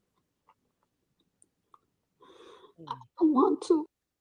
It's kind of why I didn't want her to do this song, Shake It, or like any drill songs, because it's like these songs are activating like these demons that Man, I'm sorry to hear that. You know, she said it's some demons coming back in her, the Hollywood. Yeah, the Hollywood making her do a lot of devilish stuff. She's opening up. Okay, so I got a right to change my mind. I listened to Oh shit. I got a right to change my mind. Okay. So listening to it back again. Okay. More to the clip. I'm getting to understand where she's coming from. Okay. She's learning what your intelligent ass already knew. She's learning it now, but she's feeling it. And God had to put a beautiful princess in her hand for her. She needed a dog in the fight. She didn't have a dog in the fight. Okay. That's what I said. She didn't have a dog in the fight. That's the way things work. Until you have a dog in the fight, you don't give a fuck what goes on. You're going to just live willy-nilly.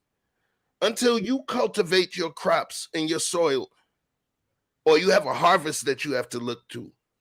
That's how you're going to till your soil and sow your, and sow your crops. Okay. I said I changed my mind. Jesus. No, I know. But Vic, Come with it, Vic. I had to listen to it. I had to listen to it again. If you listen to it again, if you go back and listen to it again, it's something in the cry that she had.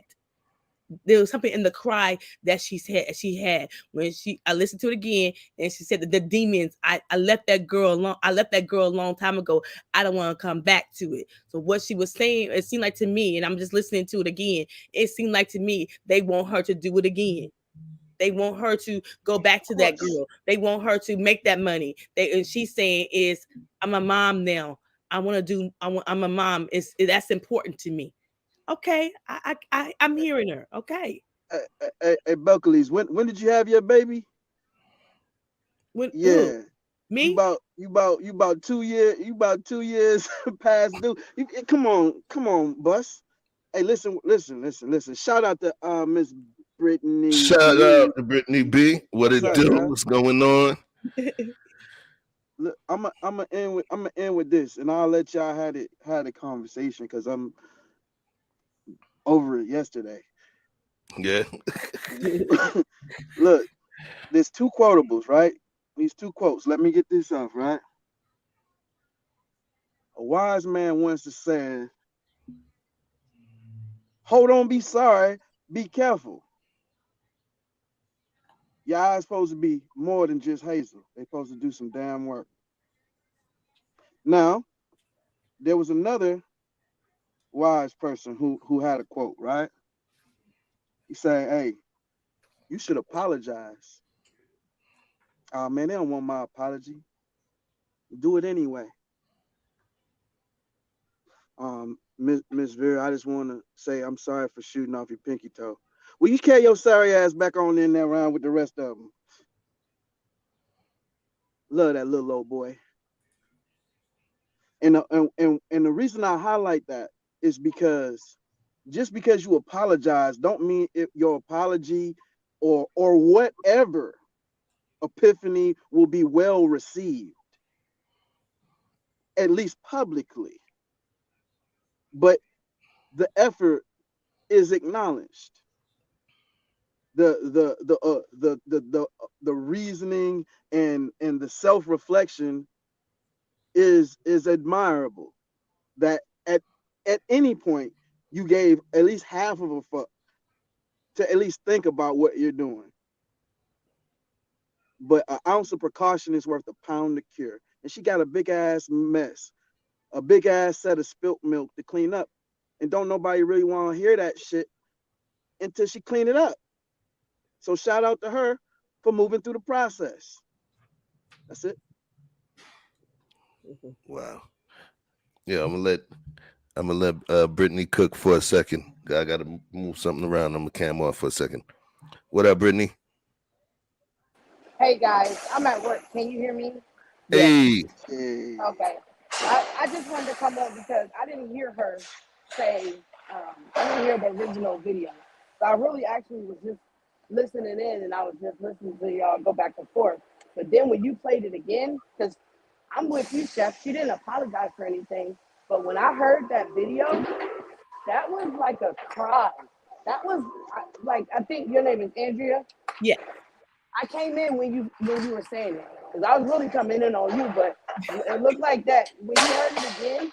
If you are a spiritual woman, you can see when somebody is going through demonic warfare. So if she's really actually like, "Hey, I don't want to do this no more because something is building up in me," yo, that's a big deal.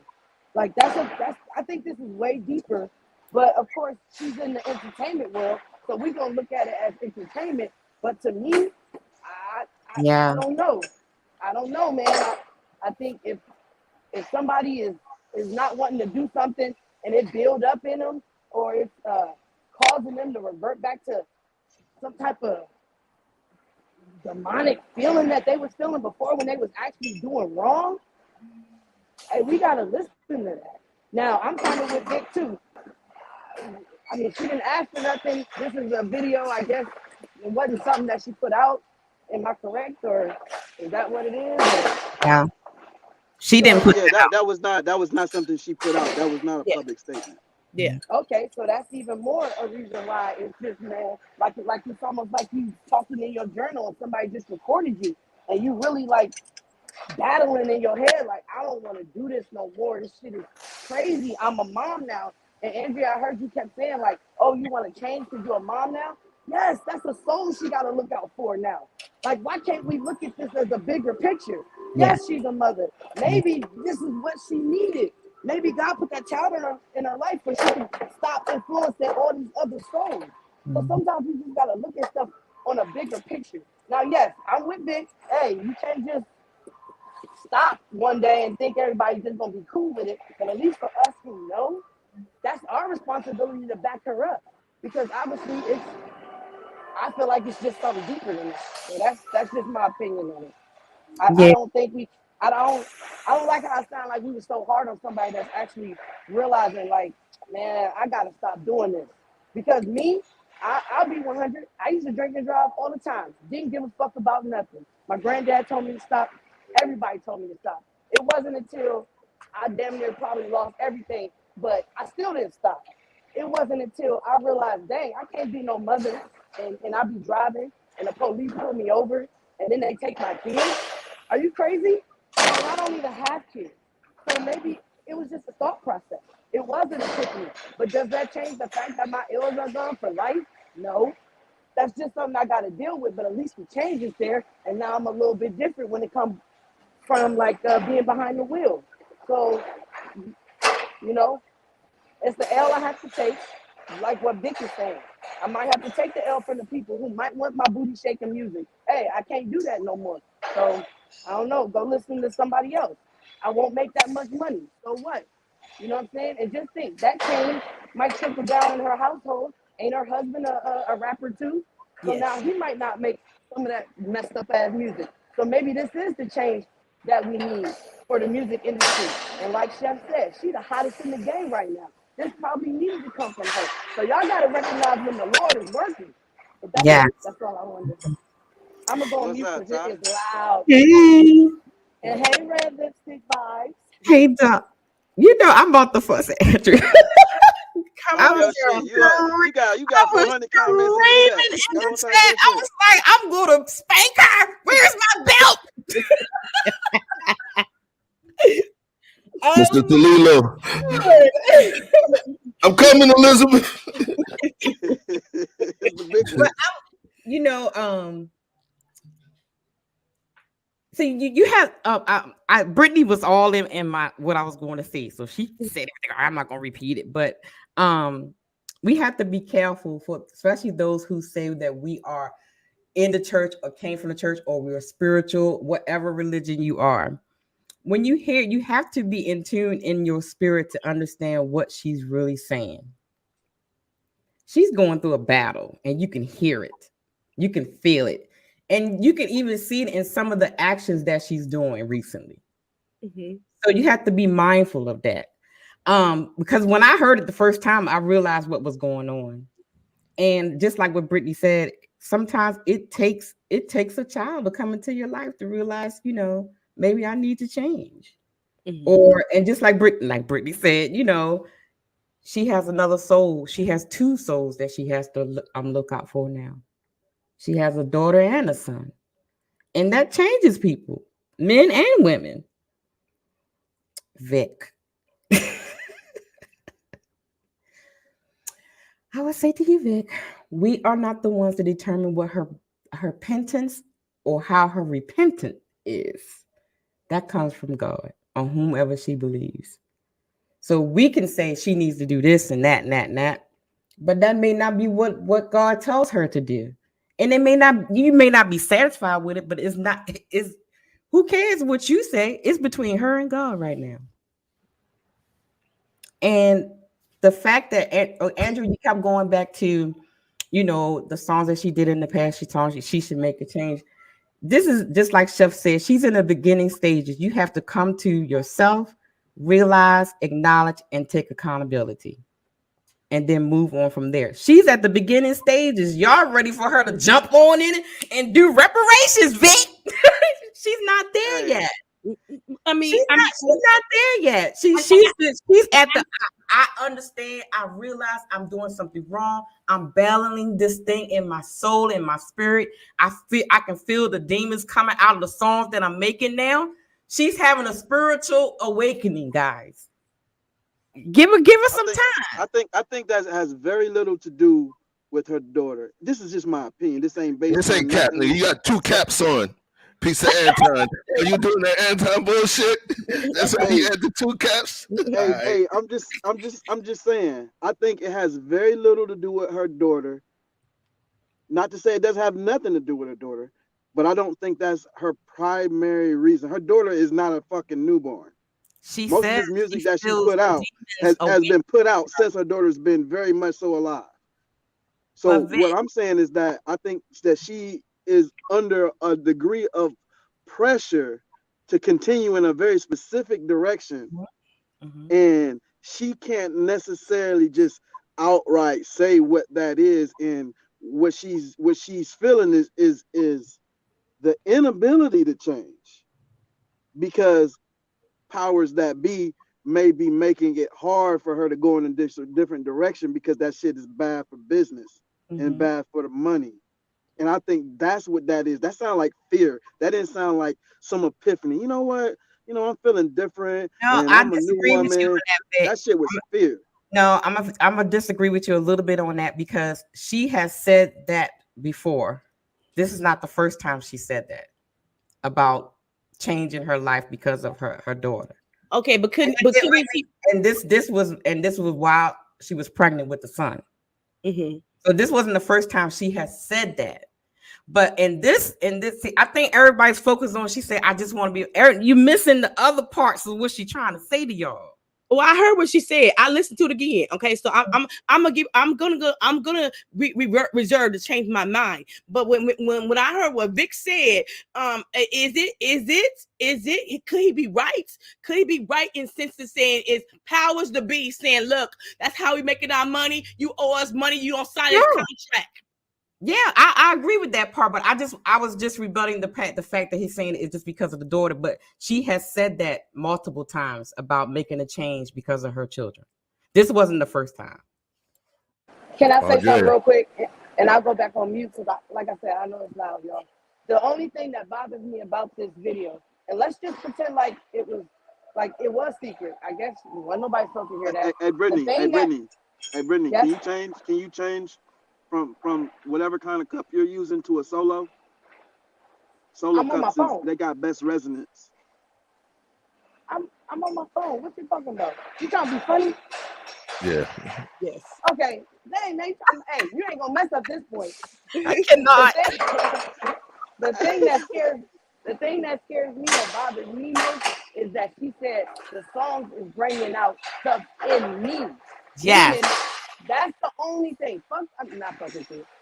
Forget the daughter, and I want to be a mom now. And I think matter of fact, no, that is the important part. That's the second important part. Is the fact that she knows it's gonna be being a mother is way more important than this music, which it is, as we know, as women. That's what we're here for.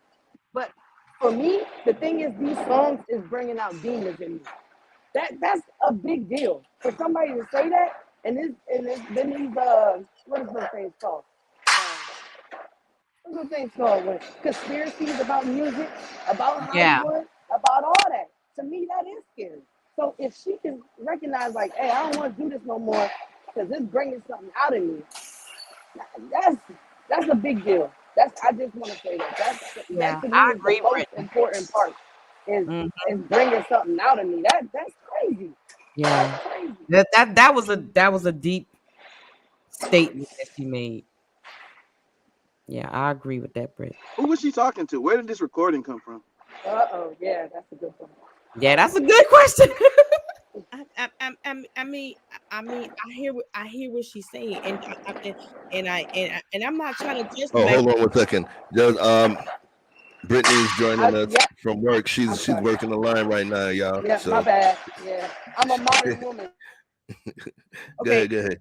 So I hear what she said, and I'm not trying. Andrea Lynch is not trying to be nobody's judge and jury. Look, my kids come from all walks of life, so I take them in, and I don't care what their parents are doing. Okay, so I'm not nobody's judge, jury, or execution. But I do get mad, and I'm gonna keep it 100. I do get mad when I see my kids go home and then they come back into the system because I worked so hard to get them at a good place, and now they're back in the system.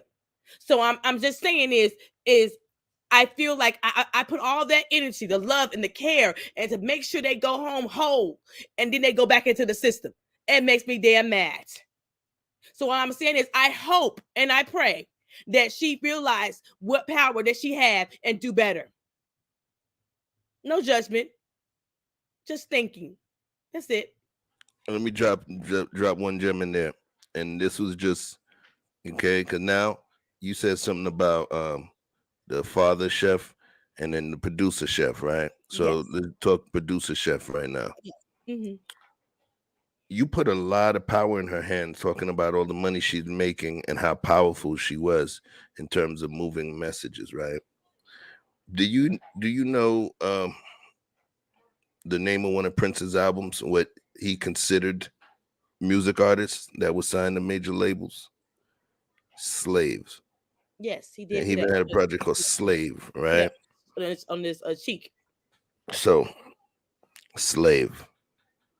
Because when you have a deal, 360 deal, not even 360, but just basic record deal, you find yourself in a position where you're in debt.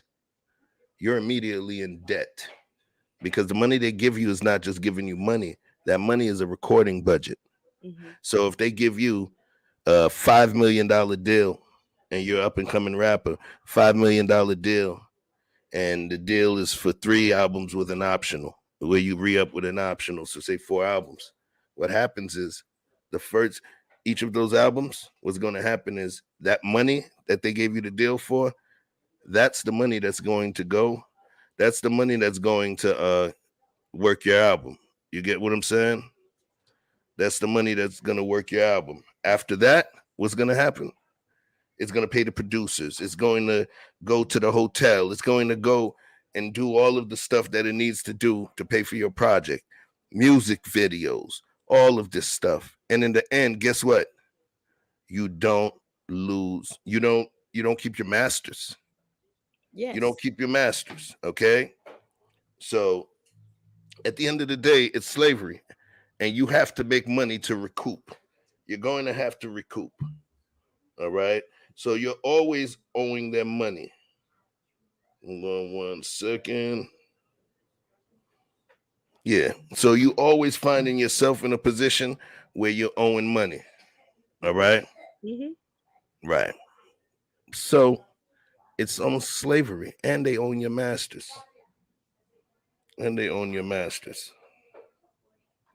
So, hey. Oh. DRD. Cab Crew, Church Ave Finest, John Eli Lopez. Hold on 1 second. I got the big up. This is my bro. This is childhood Brooklyn, New York. This is one of the dopest artists that I know, John Eli Lopez. I already have put him up on my community wall. This brother, he rides motorcycles.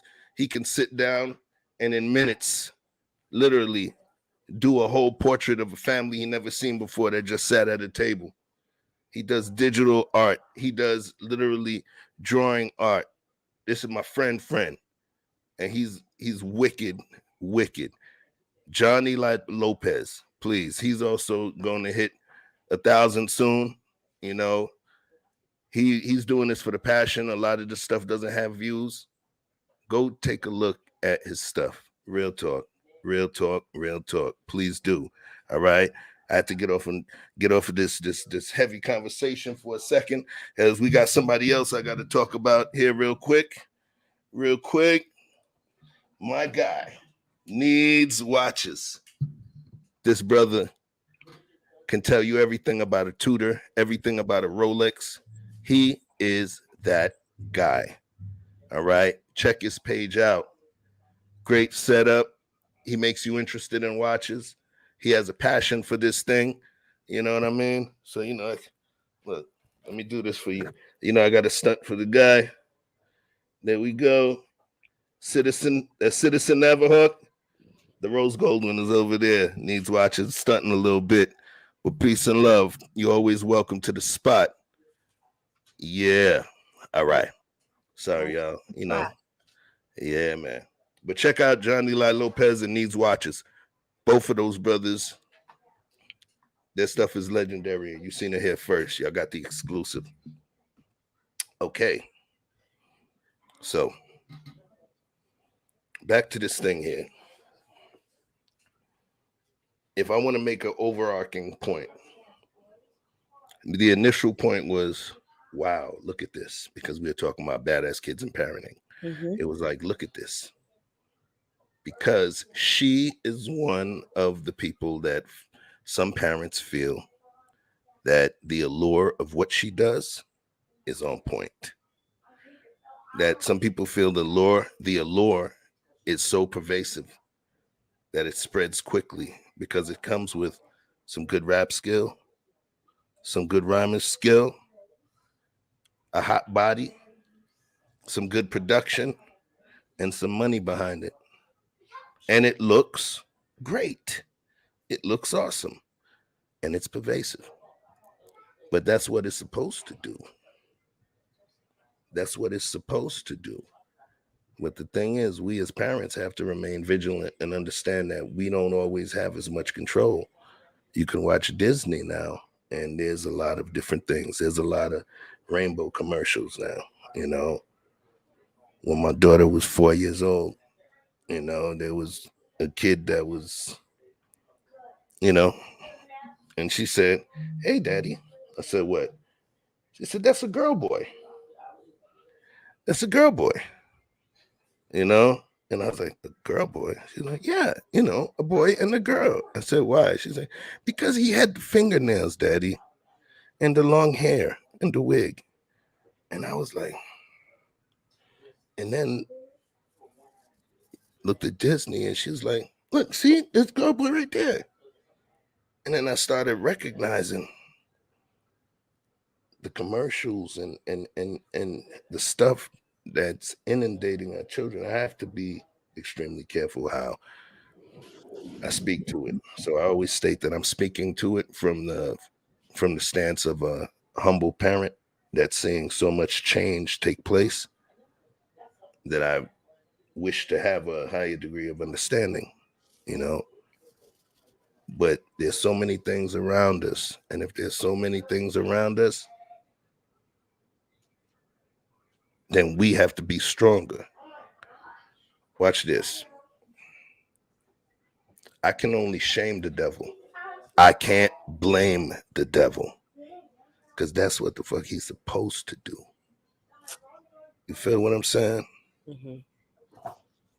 I can shame the devil, but I can't blame the devil. That's what he's supposed to do. So, you know, do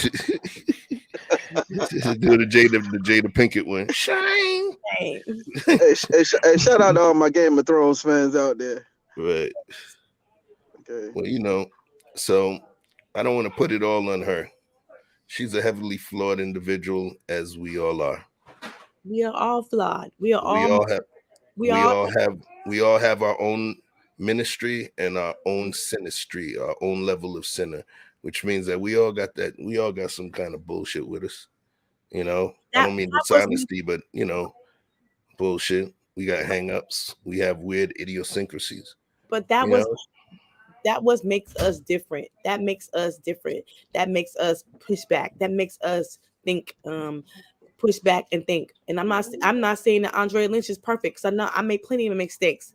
But at the same time, it is people question my mistakes. It is people question what I'm doing. It is people question, did I do the right thing? And so I'm at a point in my life.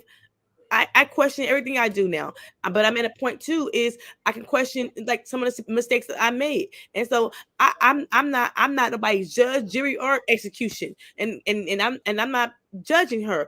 I was just asking some questions, and maybe it was too soon. Maybe if she was 6 months down the line, a year, and ask what do you think you could have done better. It's okay to ask some questions, because people are asking some questions of her, and we're not judging her, but we'll be asking some questions. I think that's wrong. I think that's okay. There's nothing wrong with that.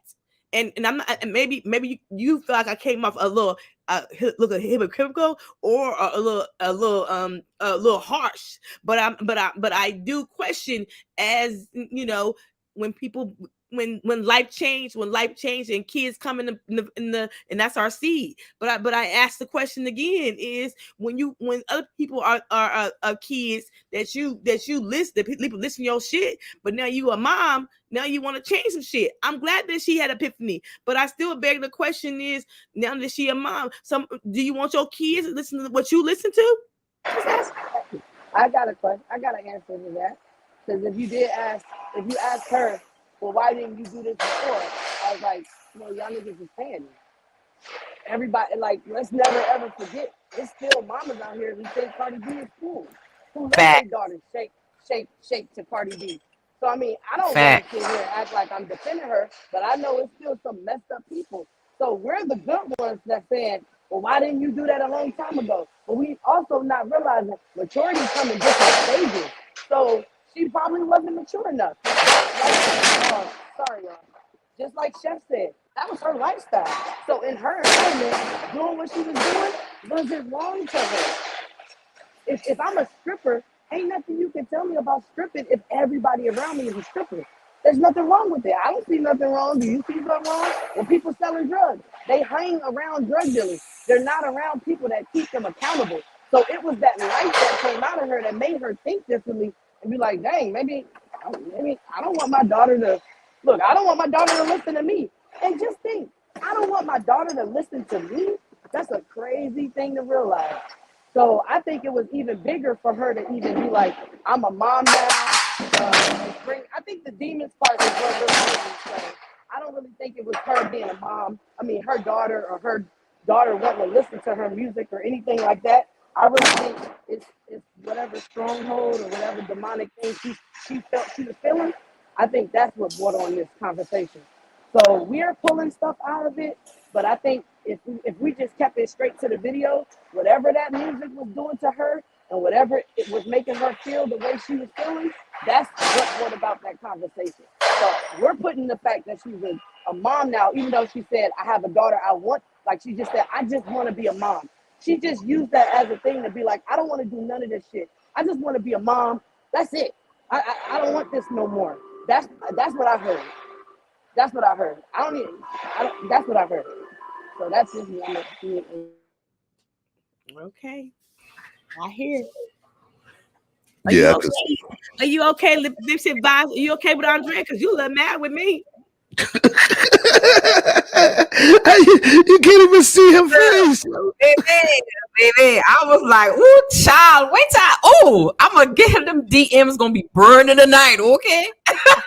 Okay. No, huh? Okay, baby. Yeah. So that's funny. I didn't do the chef on y'all. He always doing it on me and Vic. I just didn't know him tonight. He could handle it. That's I had it for the door. Shout out to Yellow Phil. She tried it. She tried it. She tried it. She talking about what that you said? Who gonna check me, boo? Okay. Right. I had him going tonight. He was sweating and everything. He was getting me and Vic was mad.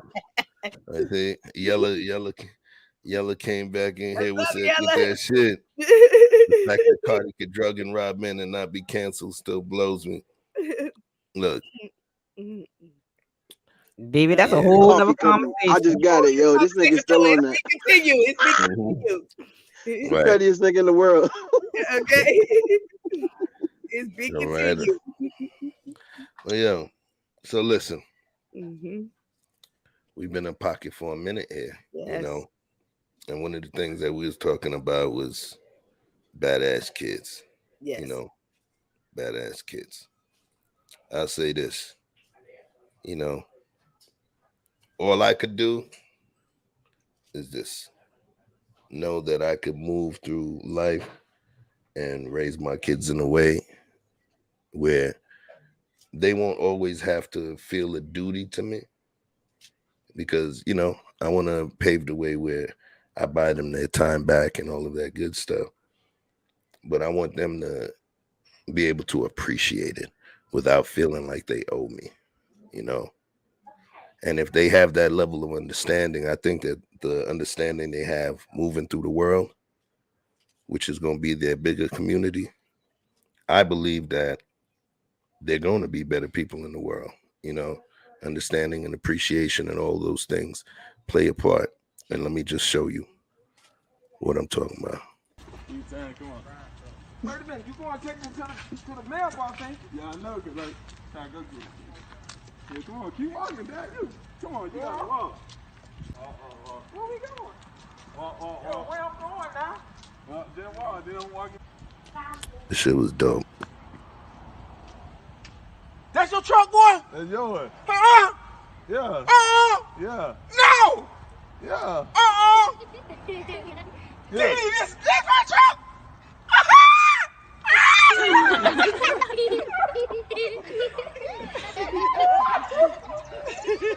He needed that. That's it, though. He need that. For hard working, Dad. Probably ain't never seen his daddy cry till right now. That's the kind of shit that I'm talking about. Yeah. Those of y'all that popped in late, touch that little red dot on the line and scrub back. We had some funny moments. You know what I'm saying? Topic was badass kids. And then Monkey branched off into another conversation. But I think the essence of it is what was beautiful is that we were all coming from some sort of parental loving understanding about what took place and what we should do in terms of rearing our kids. Here's the beauty of it. You hear me, Vic, and Andrea go through this. There's not one molecule of love lost during that conversation. We go even harder on the phone. You know how many arguments me, her, and him had on the phone, and at the end we sitting there. I'm like, "Fuck! I should have hit record on y'all asses." But the beauty of it is we were arguing so passionately. The thing is, she was coming from an aspect of love of children. Andrea protects children, you know what I mean, for a very long time. She's there when the baby daddies ain't there. She's there when the mama gives up. She's there. So that's the beauty of it, that we were having this heated dispute about love, children, child rearing, understanding, forgiveness. That's dope. That's dope. And it wasn't just some celebrity junk gossip. I like the direction it took. If you like those kind of directions, keep coming back. We're gonna have some more for you. Trust that. All right.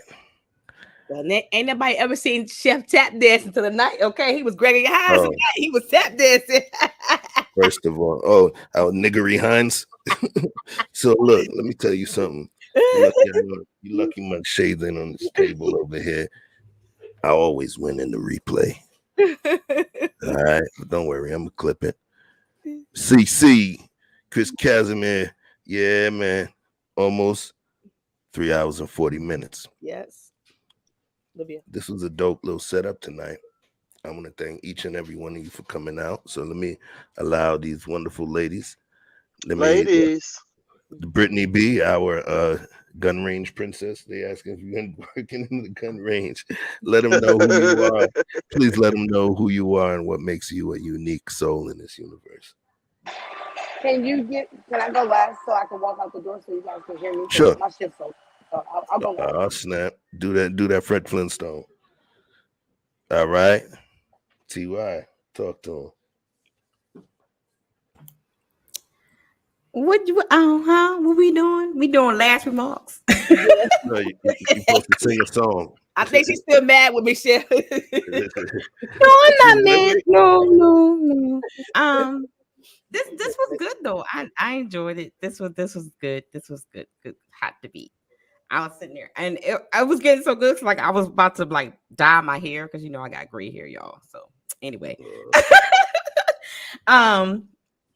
I just think that sometimes we are people can be so mad with another person or so disappointed in the things that they have done that when they finally have that epiphany or realizing that they did wrong, it's hard for us to either believe them, receive them, and forgive them because we're still stuck on what they've done.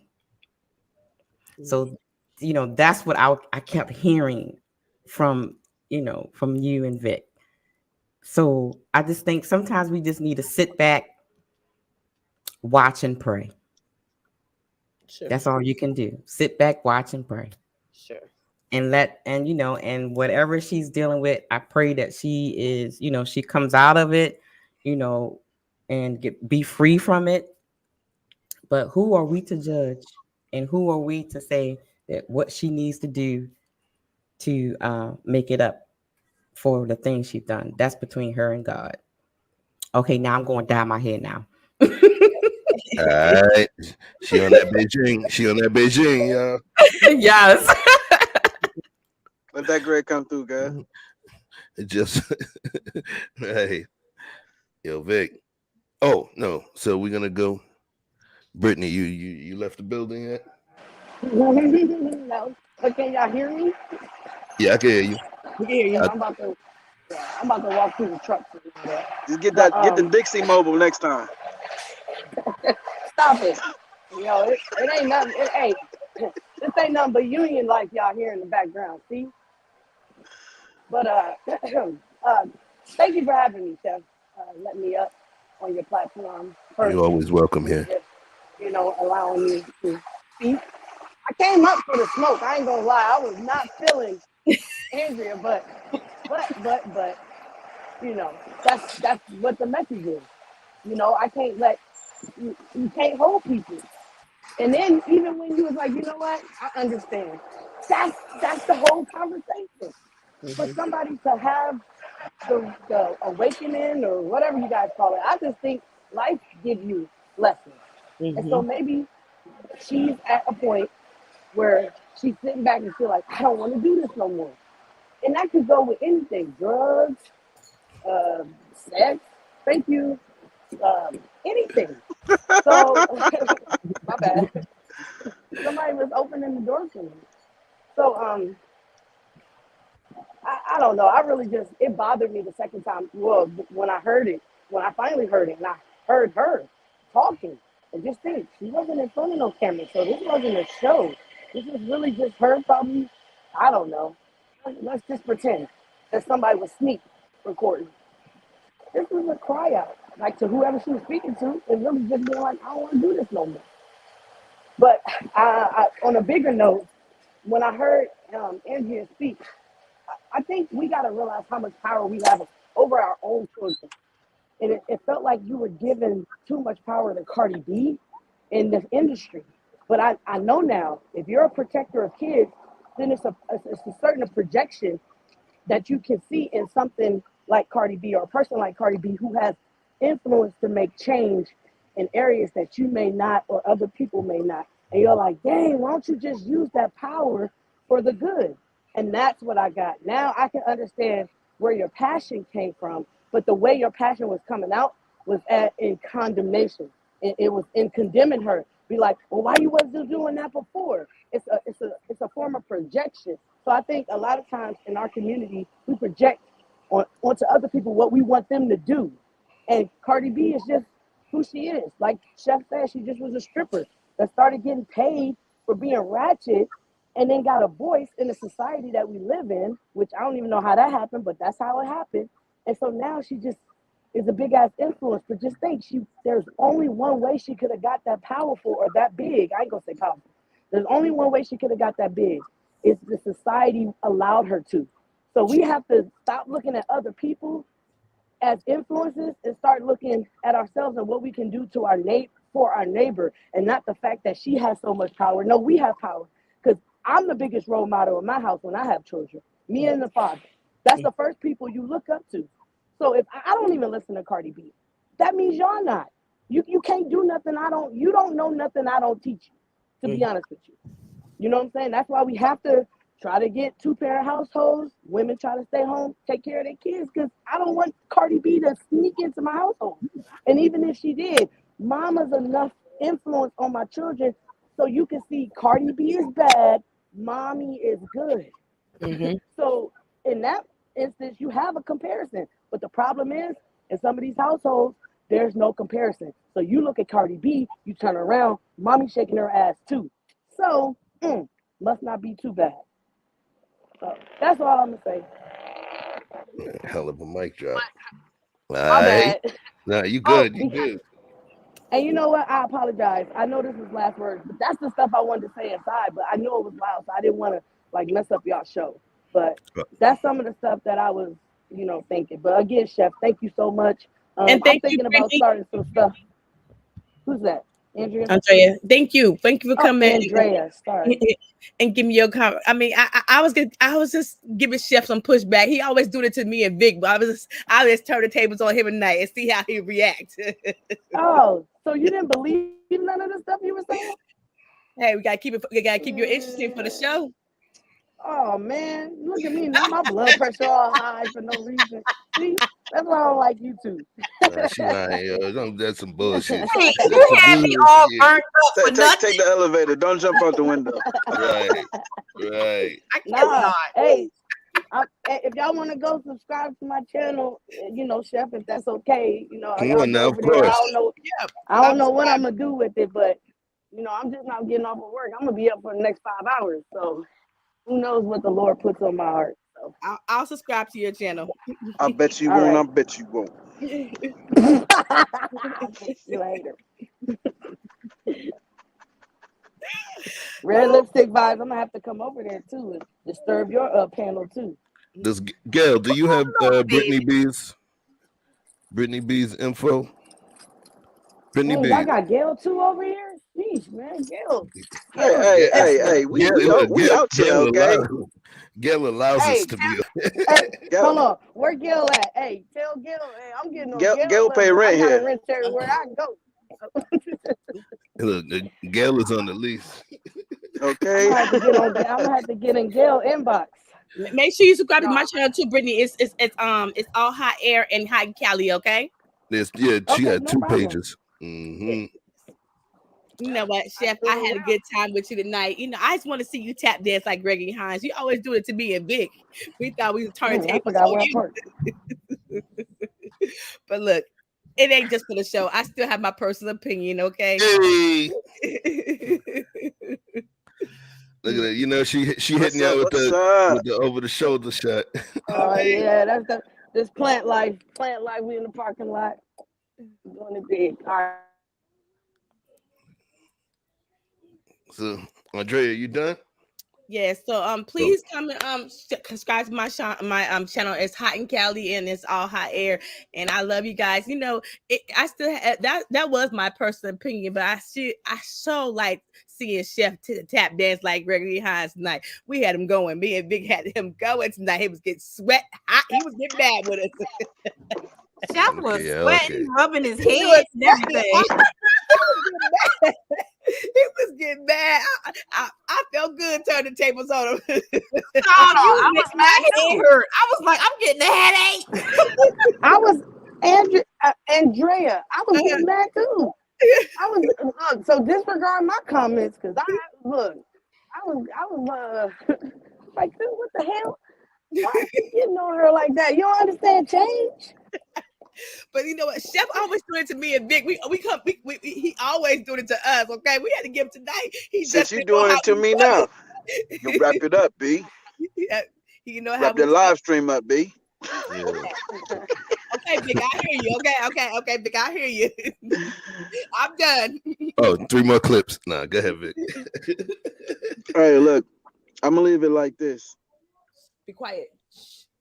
It wouldn't really matter what you feel about Cardi B and nobody else that make music or any other athlete. They was mad at Allen Iverson because they thought he ruined the black male image and made everybody thugs. So at the Brittany, end of the day, put your page in the back chat. Sorry, Vic. Go ahead. at the end of the day, if you allow the internet to raise your child or the school system to have more influence on your child than you do, I put that burden at your feet. And I think the only thing that we can do in this generation where they would put a seal and a lid on top of us and say, hey, we're going to keep you away from these things and shield you that way. We don't have the same strongholds or things, protections in place. Now the information is too free and moving it's in too many places. You can't get away from it. So the only thing we can do is before our children are influenced by the world, that we make sure we put our own thumbprint on them. We sure we put our own influence. We give them what we want them to be influenced by. We guide their input. We get them involved in programs and mentorship and help them choose their friends, help them choose their activities and keep them busy. Suggest music and things that they may like, get into what they're into. And there's so many people so disconnected. By the time you realize that your daughter can twerk better than you ever could, she already too far gone. So it's not for every Cardi B that changed her mind, because I will throw a little bit of this at your feet, Andrea. She reserved the right to change her mind. Yes, I sure do. So not you, Cardi. Yes, she does. Okay, so what I'm saying is that for everyone that changed their mind, there's gonna be 10 more to replace her. True. Just like the drug dealer that decide he don't want to poison his people no more. Mm-hmm. Drugs gonna sell, sex gonna sell. That's just what it is. So at the end of the day, the responsibility is our individual responsibilities. Clean your house, clean your room, and lead the rest to God. The same way Miss Todd was speaking to watch as well as pray. And with that said, y'all know who it is. Victor Freeze Music. Appreciate everybody for stopping through, camping with us, talking that talk with us. All the ladies who came and supported us. You see that triangle right there? How they representing right there? I really appreciate y'all and y'all views and y'all coming to offer us pushback in any way that you chose. So Chef, close this thing up, man. Let's get out of here. One love. It's all love. Love. So let me do this real quick.